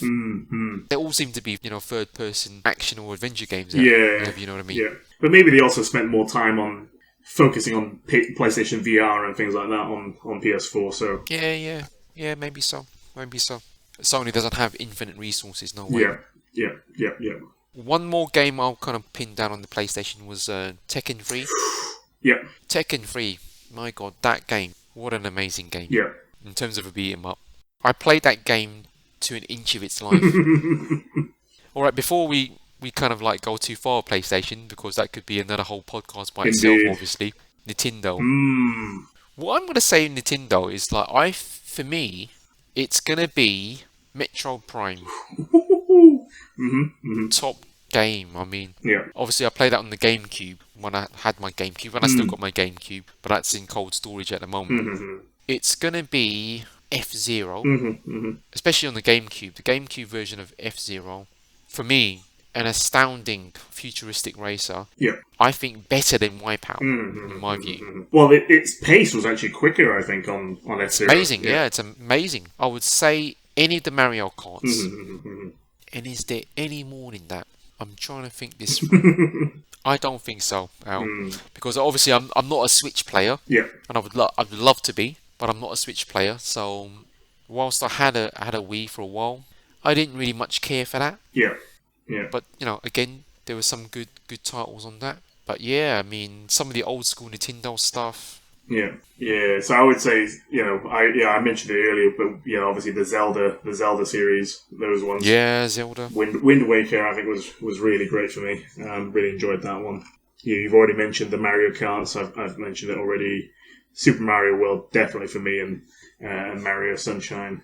Oh, one of the things that was missing, and maybe on the fighting one, is like Smash Brothers Melee. Oh, yeah. Smash Brothers. Yeah. At least you didn't say Killer Instinct. Yeah. Something like that, Yeah. But yeah, I mean, like Nintendo, not a company with a massive kind of like amount of IP. Actually, I tell you what, one of the things I've probably forgotten about completely is the fact that I played the Pokemon games on the small, on the Game Boys as well, the Game Boy Advance and big IP. Yeah. There's all those games they had on the DS. I don't know how many of those kind of touch kind of games. There's rhythm games, Professor Layton. There's a whole bunch of stuff that was on the DS that was really the detective series or whatever it was. Yeah, there was Phoenix Wright and all that sort of stuff as well. Yeah. That's a crazy amount of games, really. Yeah. I mean, an IP that Nintendo have, but you can't name them all. Yeah. Now, the Xbox, now this should be quite easy. Yeah. And for me, it's just Halo. Yeah. And maybe Gears. Yeah. But Halo's my number one. Yeah. That is a truly seismic game. The music of Halo. Yeah. Iconic. The gunplay. Yeah. I still have loads of memories of Halo 1. I absolutely enjoyed that game. I mean, some people knock the story, with the flood and all of that, but I thought that story was pretty darn good. Basically, set the template for how all console shooters, first-person shooters, should be basically done. Yeah, I mean, I'm similar on that one. So yeah, the Halo, the Gears of War, and I would say if anything, just for competition, Forza, pushing it to Gran Turismo, things like that. Oh yeah, they're actually number one now in my view. I mean, it's close, but I think they're number one. That's what they've been doing. Yeah. Though the other game that I actually made an impact to me. Do you remember Panzer Dragoon? I don't think I haven't played it, but I've definitely seen it. I think. Yeah, the one on the first Xbox for me that was actually quite impactful. Yeah. I don't know if we should talk about Sega. No, actually, we will talk about Sega. We touched on the Mega Drive, but yeah. Sega for me, Space Harrier. Yeah, people remember that, right? Virtual Fighter 2. Oh, yes. Yep. Top game, that. Top game. Yeah. And what's the last one I will pick out? Oh, I just realised something now that we've mentioned Sega, but more from the development side rather than the platform side. That's interesting. Yeah, because I was going to say the Total War series. Oh, that is Sega, exactly. That's what I was thinking. I was like, oh my god, we missed them on the RTS. Oh my god, yeah, it's too many, right? Yeah. Total War. How did we miss that one? That it's worth mentioning now. That is Sega. Total War, PC gaming at its best. Brilliant. Yeah. And I think with Sega also, I'm going to be very specific about this one. The arcade version of Afterburner Mm-hmm. in the hydraulic cabinet. Yeah. Yeah.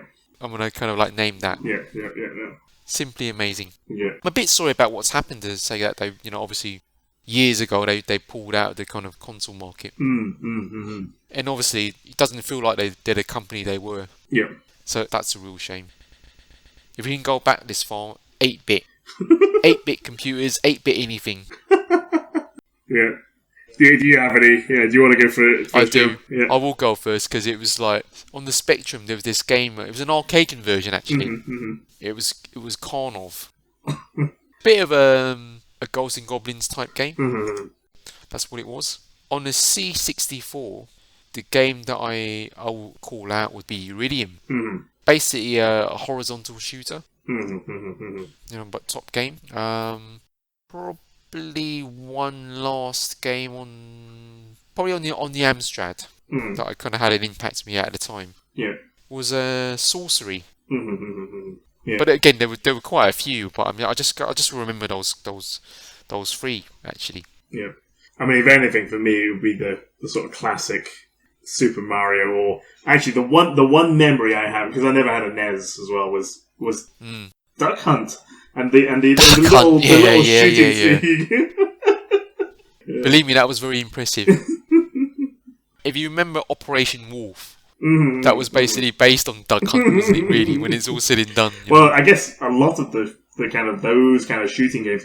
Oh yes, I forgot about that. Time Crisis on PS1. Time Crisis, light gun games, top game. Time Crisis. Do you remember that they had this? I think these were Sega games. They had the one with the ninjas. Or the Gaiden or something. Yeah. And they had House of the Dead. Do you remember that? Yep. But Time Crisis, what a top game. Namco. Basically when Namco was still Namco. Yeah. Oh, that just triggered another memory in my head. But we're going completely off. But like Resident Evil, we've not even mentioned. But Resident Evil, I played on PlayStation 1 a lot. Horror genre.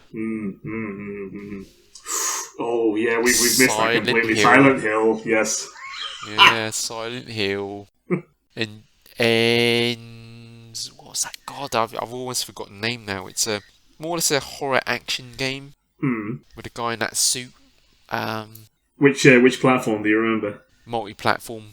Yeah, it's not old, but it'll come to me later. But I just can't. Yeah, I mean horror genre. Wow. So Al, I think we need to basically start concluding this section. I think. Yeah. The two other questions that I have here, two other things on my list are, naming of one wow moment and naming of one the biggest letdown. Oh. Hard. And I think for this, right, you can only pick one. Yeah. Okay. Biggest wow moment in my own gaming history, I guess. Okay, for me, and that's because I sank I don't know how many years of my life into it, but World of Warcraft, and one of the bosses that we took down after I don't know how many months of effort, that moment of finally killing that boss with 40 other people, I just don't think I've ever had it ever again, really, on that one. So that was mine, my kind of main wow moment. And actually, wow, World of Warcraft, wow. I think it makes it's very sense. very apt. Help yourself, Joe. Wow moment wise, I think for me would be, I think I have to give it to Uncharted 2. I do, because before that game came along, I didn't know that set pieces like that in games were even possible. Sitting there kind of one afternoon, I had this a friend of mine, we studied computer science together, and he wasn't really if you like into this whole gaming or technology scene the way I was. But so he was it was a very hard date, if you know what I mean. I would show him stuff and he'd say not impressed. Uncharted at the time was the only game I showed him where he was actually genuinely impressed. Yeah. And for me, right, like I said, I mean, I didn't know you could do this in a computer game, that you could have these sorts of set pieces. You could basically have a player doing what you have the player doing at that time. And that for me was a real wow moment. Nice. Yeah. Yeah. So Al, how about the biggest letdown? I'm sure there've been Oh, many. yeah, there's quite a few. I mean, I think thankfully I've managed to avoid most of the kind of the ones that kind of hype and then suddenly have just not been that great. I would say my biggest letdown, and that may be because I was growing up as well at the point at that stage still really. Was I kind of pre-bought Die Hard Trilogy 2? Oh man. Oh my god! I mean, Die Hard Trilogy 1, fantastic game. You've literally got 3 games in one, different genres, all of great quality, right? Well, maybe less so of number 3, but regardless, such a great game. Sank so many hours into that. But Die Hard Trilogy 2, oh my god, that was such a horrendous, buggy mess. That was just like, I think after that, that was the biggest letdown ever. And we're about to talk about some buggy messes in a minute. Yeah. True. Yeah, I think that was my biggest letdown, and it probably sinks with me because it was as I was growing up as well, so it was as a kid. Yeah.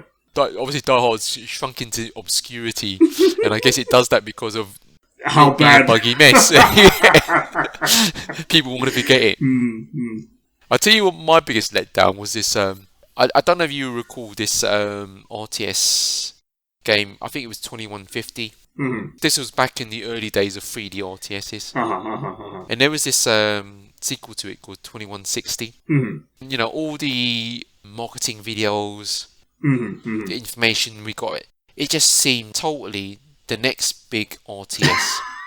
It was almost too good to be true. Yeah, and it was obviously too good to be true, right? The graphics were amazing for its time. I convinced a number of my friends at the time, you gotta get this game. It looks amazing. It's the next big RTS. Trust me. So obviously, when it came out, we all popped down to the shop, got our version of 2160, and dude, it was an absolute letdown. In terms of base building and the fact that it had very diverse factions, that was all there. Yeah. But it just felt so, parts of it felt so underdeveloped, right? And there were certain parts of the story they showed on the build up to this thing that really didn't even exist in the final game. Yeah. And it was just I don't know what happened. I mean, maybe they run out of money or something. It was just such a half-baked effort compared to what it could have been. Yeah. That was the most disappointing thing I recall anyway. Yeah. I think it is as well when you built the hype with your friends and then and trying to get together on those things, then it's difficult. Yeah, it's such a letdown. But thankfully, right, we've had Dawn of War after that. We had Supreme Commander after that. The interesting thing is whether we can avoid that. Well, I mean, I've definitely not been pre-ordering games, to the same extent that I probably was back in those days, because now it's almost like you might as well wait for a review. You might as well wait for whatever buggy mess this is. It got to a point for me, right, where I was so obsessed that I actually started to communicate to one of the developers about it. Because well, why is this happening? Why is that happening? Like, seriously, it got a bit comical. Oh, okay. That just reminds me that actually, because I played so much Mech Commander 2 was another mess.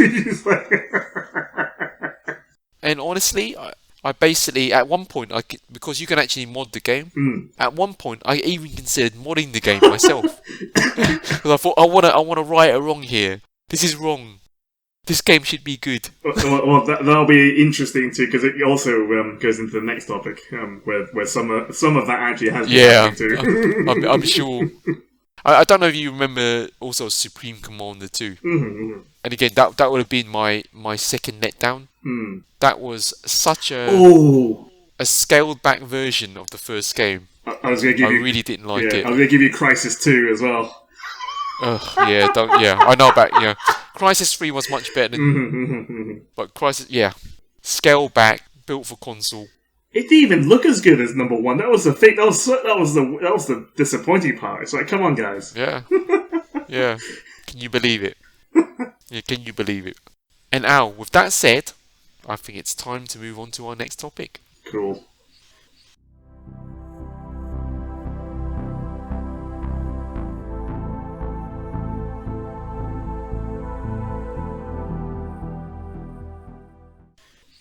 Okay, Al. Our next topic is really Mm. the current state of Cyberpunk 2077. Mm. Yeah. So I've been playing it a bit more recently, and again, maybe in anticipation for this particular podcast as well. And I'm not using my laptop anymore on that one. I'm using my desktop again back in kind of London. It's interesting because I know they've released kind of two big patches. There's I think 1.1 and 1.2, and I've experienced, I guess, maybe 1.1 and 1.2. I didn't play the buggy mess that it was on day on day one.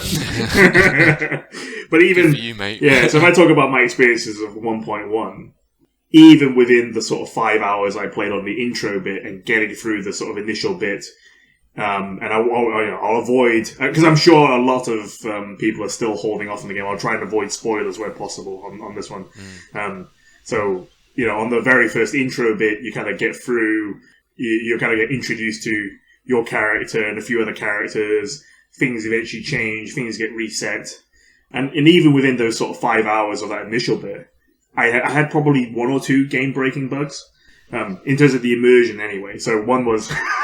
But that's the first 5 hours. Yeah, so there was two, at least two. I mean, the main one, and again, I'm avoiding some sort of small visual glitches, like, items that are underneath the ground and you can't pick it up. Yeah, I'll ignore those ones, right? Those are very minor that they could fix. But this one there was a boss coming out of an elevator and it got stuck. So it was just in the elevator shooting at you.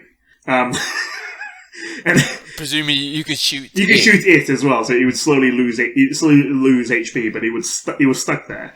And then obviously off the back of actually killing it, I think you could just loot it, but then it would then fall into one of those ragdoll poses where it's kind of just draped in the middle of the elevator in this kind of glitching kind of twitching as well, no doubt. Yeah.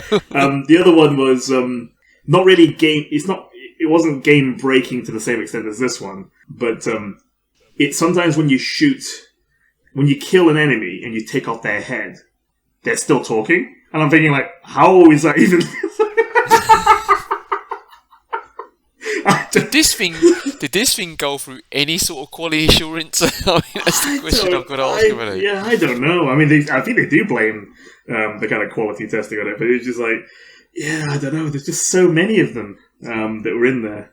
I guess it wasn't too bad. There was only two in the 5 hours, and then I would say, I mean, it just feels like they absolutely rushed it out. I mean, there's rushing it out, and then there's rushing it out. You know what I mean? I mean, this is like, wow. And I would say I didn't experience the same amount of glitches that I'd seen online. The visual glitches and other things. Obviously, it was on a PC still, and a pretty good spec PC, and not the console ones, because if it was the PS4 or Xbox one, that had the worst brunt of it, right?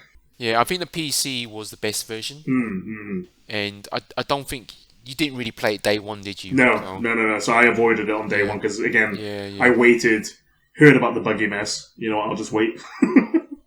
And I would say that 1.2, I got more into the main story. I was actually spending more time on my side quests. I've picked up a vehicle.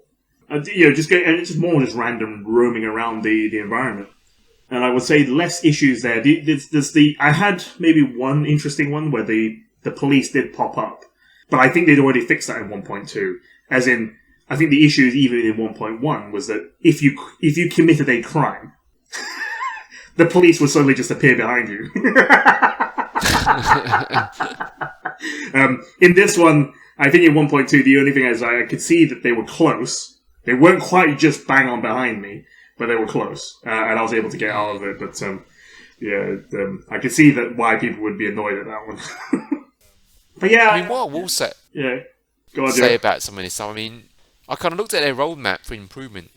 The fact that they had to publish a roadmap, because to my mind, it is not really a game like Destiny or Warframe, where you've kind of maybe got a gaming as a service sort of thing. Yeah.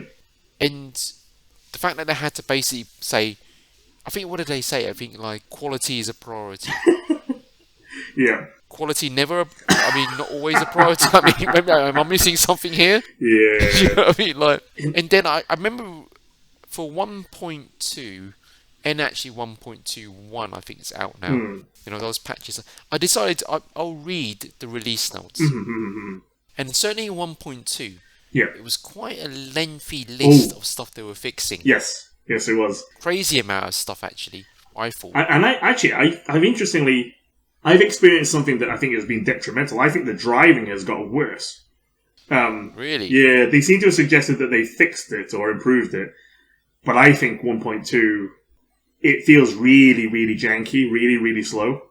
I think it's better, and maybe that's because I'm playing... When I drive the car, I'm in the third-person view, the kind of zoomed-out view. But I think when you're in person, because you've got the steering wheel in front of you, it looks a bit more real, and it's actually supposed to go at that pace. But when you're in the third person, it feels so laggy and delayed. But that's because I'm pretty certain inside it's still doing the full turning of the wheel in a too much of a slow fashion. How weird. Yeah, so, but you know, but you know what I got out reading the release notes now, Al? I got that. I don't know about game break. Well, depends on your definition of game breaking. But there was a lot of progression blocking. Yep. I kind of went down the list and I thought, okay, well, doesn't that stop you from progressing? Then I looked down a little bit further. Well, that actually stops you from progressing also. Yeah. And actually, that does as well. Yeah. You know what I mean? And the amount of times the word crash came up, it was a little bit, I felt a little bit uneasy. I thought, so how many game crashes have you actually fixed here? I don't think I've actually experienced one. I'm just trying to think. No, okay, I think I had at least one in 1.1, but I've not had one in 1.2. Well, I mean, it can't be the case that this happens all of the time, right? Because you got to account for the different combinations and permutations, but still, with the amount of, let's say, fixes they were talking about, wowee. Yeah, and they've still got a way to go with quite a lot of these fixes. But I would say now, if people are listening and still waiting, is it the right time to go in? I mean, for me, it feels okay. I'm enjoying it. I'll probably play more of it tomorrow.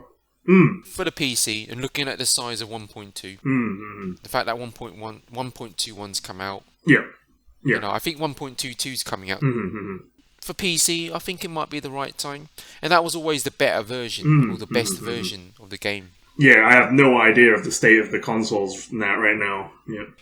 Yeah, it's still not great. I think the PS4 Pro version of it is probably in the best state. Yeah, I don't really know about the base consoles. Yeah, but I can imagine those being quite horrible. And obviously the current gen consoles, Xbox Series X and PS5, they're not prioritizing those things at the moment. Yeah, but I'm having an enjoyable time. I'm at the moment. I'm just now. I think I'm just under level 10, but there's a whole kind of internal leveling system as well as a perks system. So there's a lot of customization you can do to your character. So lots of things in there. I've barely touched the surface. That's the strangest thing about Cyberpunk, though, Al. People have really not been saying whether it's a good or bad game. Yeah, that's the thing. They like to focus on the negatives, right? But I mean, that's why. I know, and it's totally true. But it's kind of like the narrative of the whole subject is that no one's actually talking about whether it's a good or bad game to play. I think from a general, okay. If I was to compare it to something like Fallout 3 and Fallout 4, right? Fallout 3, I thought was still a bit of a messy shooter. Fallout 4 was much more complete. Yeah, much nicer. And the shooting on it improved vastly. Fallout 4 I go back to all the time. I still really like it. And I would say that it's probably between those two, I would say. The shooting actually is pretty good in Cyberpunk. There is a few times there's game immersion breaking where I would say that the AI is a bit, and the surrounding area of the AI is a bit too generic. As an example, there was a section I was in a diner, speaking to a character, talking throughout the quest. But then behind them, there's a waitress and a guy, and the guy is just eating this burger continually, just constantly eating the burger non-stop throughout this whole dialogue. And I'm thinking, this is so distracting. Seriously, stop eating that burger. But it's just janky AI stuff that's just there. Weird. Yeah. But yeah, I mean, I just hope people are enjoying the game. It's good. At its core, it's still a really good RPG. There's still a lot of content, a lot of dialogue. If you can look past some of these other things, I think at its core, it's still really good. Yeah, I mean, I'm hoping to play it, soon. One day. I won't say soon, actually. Mm-hmm. It's just a shame as to how it's kind of, how the whole kind of Cyberpunk thing has developed. Yeah, and there's the more recent narrative around people being concerned about multiplayer never coming now as an original promise, and things like that. So, I think the developers have already said that no, whilst they have less focus on multiplayer now, we've not abandoned the game. We're still looking to try and make it the game that they wanted. So they're still committed to doing and fixing the game. Yeah, I think that's the right thing to say. I mean, at the end of the day, the product wasn't up to snuff when it came out. No way. Yeah. And to be honest, quality assurance. What quality assurance? That's how it feels. Yeah. That they've done minimal quality assurance and have just chucked it out into the wild. Yeah, but even then, it's an interesting one because I'm sure that if even they just spun it up on any console, the consistency of message that they would have got there would have been that it just isn't. It's not even playable. Why even ship it? It doesn't make any sense for the base consoles. And then, but it's still very flaky on PC. Also, that's the thing. And is that forgivable? Not sure actually. Yeah. Is it a case that you decided that you really needed to ship the game because we've got a business to run, which I can accept, but then we got shareholders to basically appease. Yeah. And we're going to get it out there because we're on a tight timeline and budget, and the gamers out there are the ones who are going to have to basically suffer. Yeah. Or the consumer. And the interesting thing is there's still that disparity of the reviews. The reviews were still very high. I mean, were they really just avoiding looking at the at all these issues? I don't know. It just feels it was still very skewed. Yeah, there's no smoke without fire. I genuinely feel there's just too many issues with this, or there were too many issues with this game. Before maybe kind of patches start to roll out. For it to be just chance. Yeah. And equally, I think The Witcher was also something that had to improve over time. Yeah. It wasn't to this kind of level. Yeah, and maybe obviously with the hype around Cyberpunk, but then again, I think Witcher itself is there's still bugs and it can be a bit janky, but that's because of its game engine. I think similar to the issues with Bethesda. I think with moving Fallout 4's engine into Fallout 76 was. I don't know. That just seems like a crazy idea to do it, especially moving into multiplayer as well. So everybody seems to have an engine. Yep. The go-to excuse. Yeah. Yeah. I mean, guessing. I don't think the base console's version of Cyberpunk's anywhere near good at the moment. I think the PC's definitely the best place to play it. I mean, I just don't know why you would. I can understand why you would play it. It's if you didn't have access to a PC, then to actually play it at the right hardware level, then yeah, I can understand why. But you must know, if you buy it on PS4 or Xbox, that it can't run. It's not going to run nice, right? No. Definitely not. I mean, like I said, I think this game should have been a poster child for the next generation. But instead it seems to be a poster child for everything that's wrong with the games industry. But I would still say it's not as bad as Fallout 76. Fallout 76 was just... That was... Yeah. No, I hear what you're saying. It's this whole thing because there's a pandemic going on in the world and people paying more attention. Is it the hype surrounding the game that people have this kind of crazy expectation? Or is it that this game's developer's bloody taking a piss?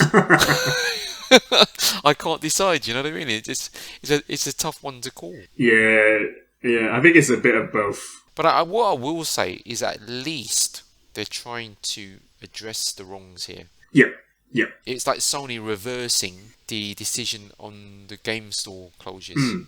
So they're listening. Yeah, Thank God for that. Thank God they're listening. Yeah. yeah, Because if they weren't, that would have been a totally different problem. But yeah. I guess the other thing, I guess, with Cyberpunk as well, I would have actually liked a more darker feeling game. Because is it not dark? it is in certain places, as in obviously if it's the nighttime environment, it's all right, but it's still not like a, if you looked at some of the original kind of concept trailers and other things, or if you took a something like a Blade Runner kind of feel, I would love it to be more Blade Runner-y style and feel versus the more, because there's some really bright scenes in Cyberpunk 2077, but then it just feels like it's a completely different game. That is interesting. I mean, that's not the kind of like tone I expected from the game, if you know what I mean. I kind of expected it to be very Blade Runner. Yeah, it needs a bit more of that. That's what it feels like. Interesting. But Al, do you think they've turned the corner with Cyberpunk or not? I think it's playable on PC. I think it's playable now. Ooh, that's not a massive endorsement, mate. It really isn't. But then I'm not that far. Okay, so if I was to say could I do a review on Cyberpunk, I don't think I could. Right, I've not finished. I probably only maybe 15% of the way through. I don't know what level of progression I'm in there, but I think it's really just touching the main kind of section. So yeah, there may be some much more progression breaking or game breaking bugs later on, which may impact that number, right? Of how I'd rate the overall experience of the game. Interesting. Okay, Al, I think there's going to be more to come from Cyberpunk. For sure. Equally, there might be more consequences for CD Projekt Red as a consequence of Cyberpunk, but we'll wait and see. I don't think it's actually still available on the PlayStation Store. Yeah, that's right. They had the whole mess with the refunds and stuff. Yeah, I think that's still status quo in many ways. But let's hope they're able to continue the fixes they're rolling out for the game. Yeah. And they've learned something from this. That's what I would say. Yeah, because it's a mess. It's very messy, very messy. Yeah. Al, let's move on to the next topic. It's about time, I feel. Actually, is there a next topic? I don't think there is. I think we're going to done. Yeah, so Al, let's move on.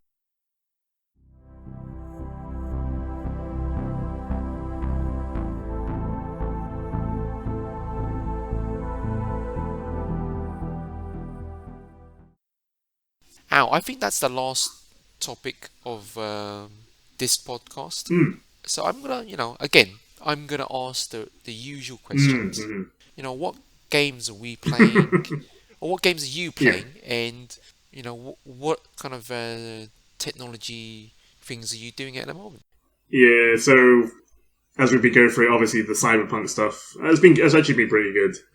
And then Genshin Impact still. There's a new patch coming next week. There's constantly content that's in there. Yeah, you're kind of doing between patches. You're kind of going through daily grinds and stuff. So that's what I kind of do. And then there's a big patch coming Tuesday, which will no doubt get me kind of into it again.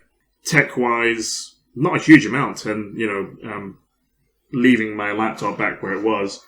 I've not been doing too much. I've actually, what I probably should do is do some upgrades to the BIOS, flash the BIOS and stuff on my machine. Yeah, maybe I'll do that, some of that stuff tomorrow. How about yourself, Joe? What have you been playing? I've been playing. Well, first of all, I tried Oddworld Soulstorm PS5. So that's been quite interesting because it's a full-on PS5 game. Yeah. So that's been interesting. It's a bit more platformy. And I don't even know if that's a real phrase, but I mean it's a bit more platformy than I basically remember an Oddworld game. Yeah. Actually. Yeah. And it's been a while since I played one of those.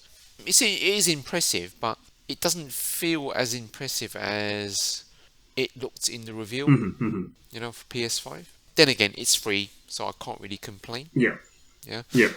And I've also been basically getting through Spider-Man. Nice. Yeah, I'm still kind of dabbling with that, and obviously doing more God of War, which again, for a game that's rooted in the last generation, it's so impressive. Yep. Yep. If we can trump that this generation, that would be amazing. Yeah. So that's what I'm doing on the gaming side. On the tech side, well, dude, I've been basically putting out a few of our split screen content. Yep. Been doing that. Yep. To be honest, not a lot else. Still basically trying to learn about Google Cloud and all that kind of stuff. Not a lot else apart from that. Yeah. The week on is just about me kind of sampling games more than anything else. Yeah. Yeah. Cool. Oh yeah, and plus obviously still learning to basically kind of edit podcasts and the like. You know what I mean? Like that hasn't changed. Yeah. So Al, I think that's really everything that we want to talk about. Yep. We're getting to the end of the podcast here. And again, amazingly, this is our 4th podcast. Yep. We're still going. Amazingly. We've still got next to microscopic kind of like audience. But that's also okay. Yep. Yep. Because we're still enjoying what we're doing. I think having said that, I think it's time for our goodbyes again. I think it's going to be goodbye from me, Joel. Yeah, it's goodbye from me, Al. And whatever you're doing, and hopefully you're subscribing to us on YouTube and listening to our podcast, have a stellar day.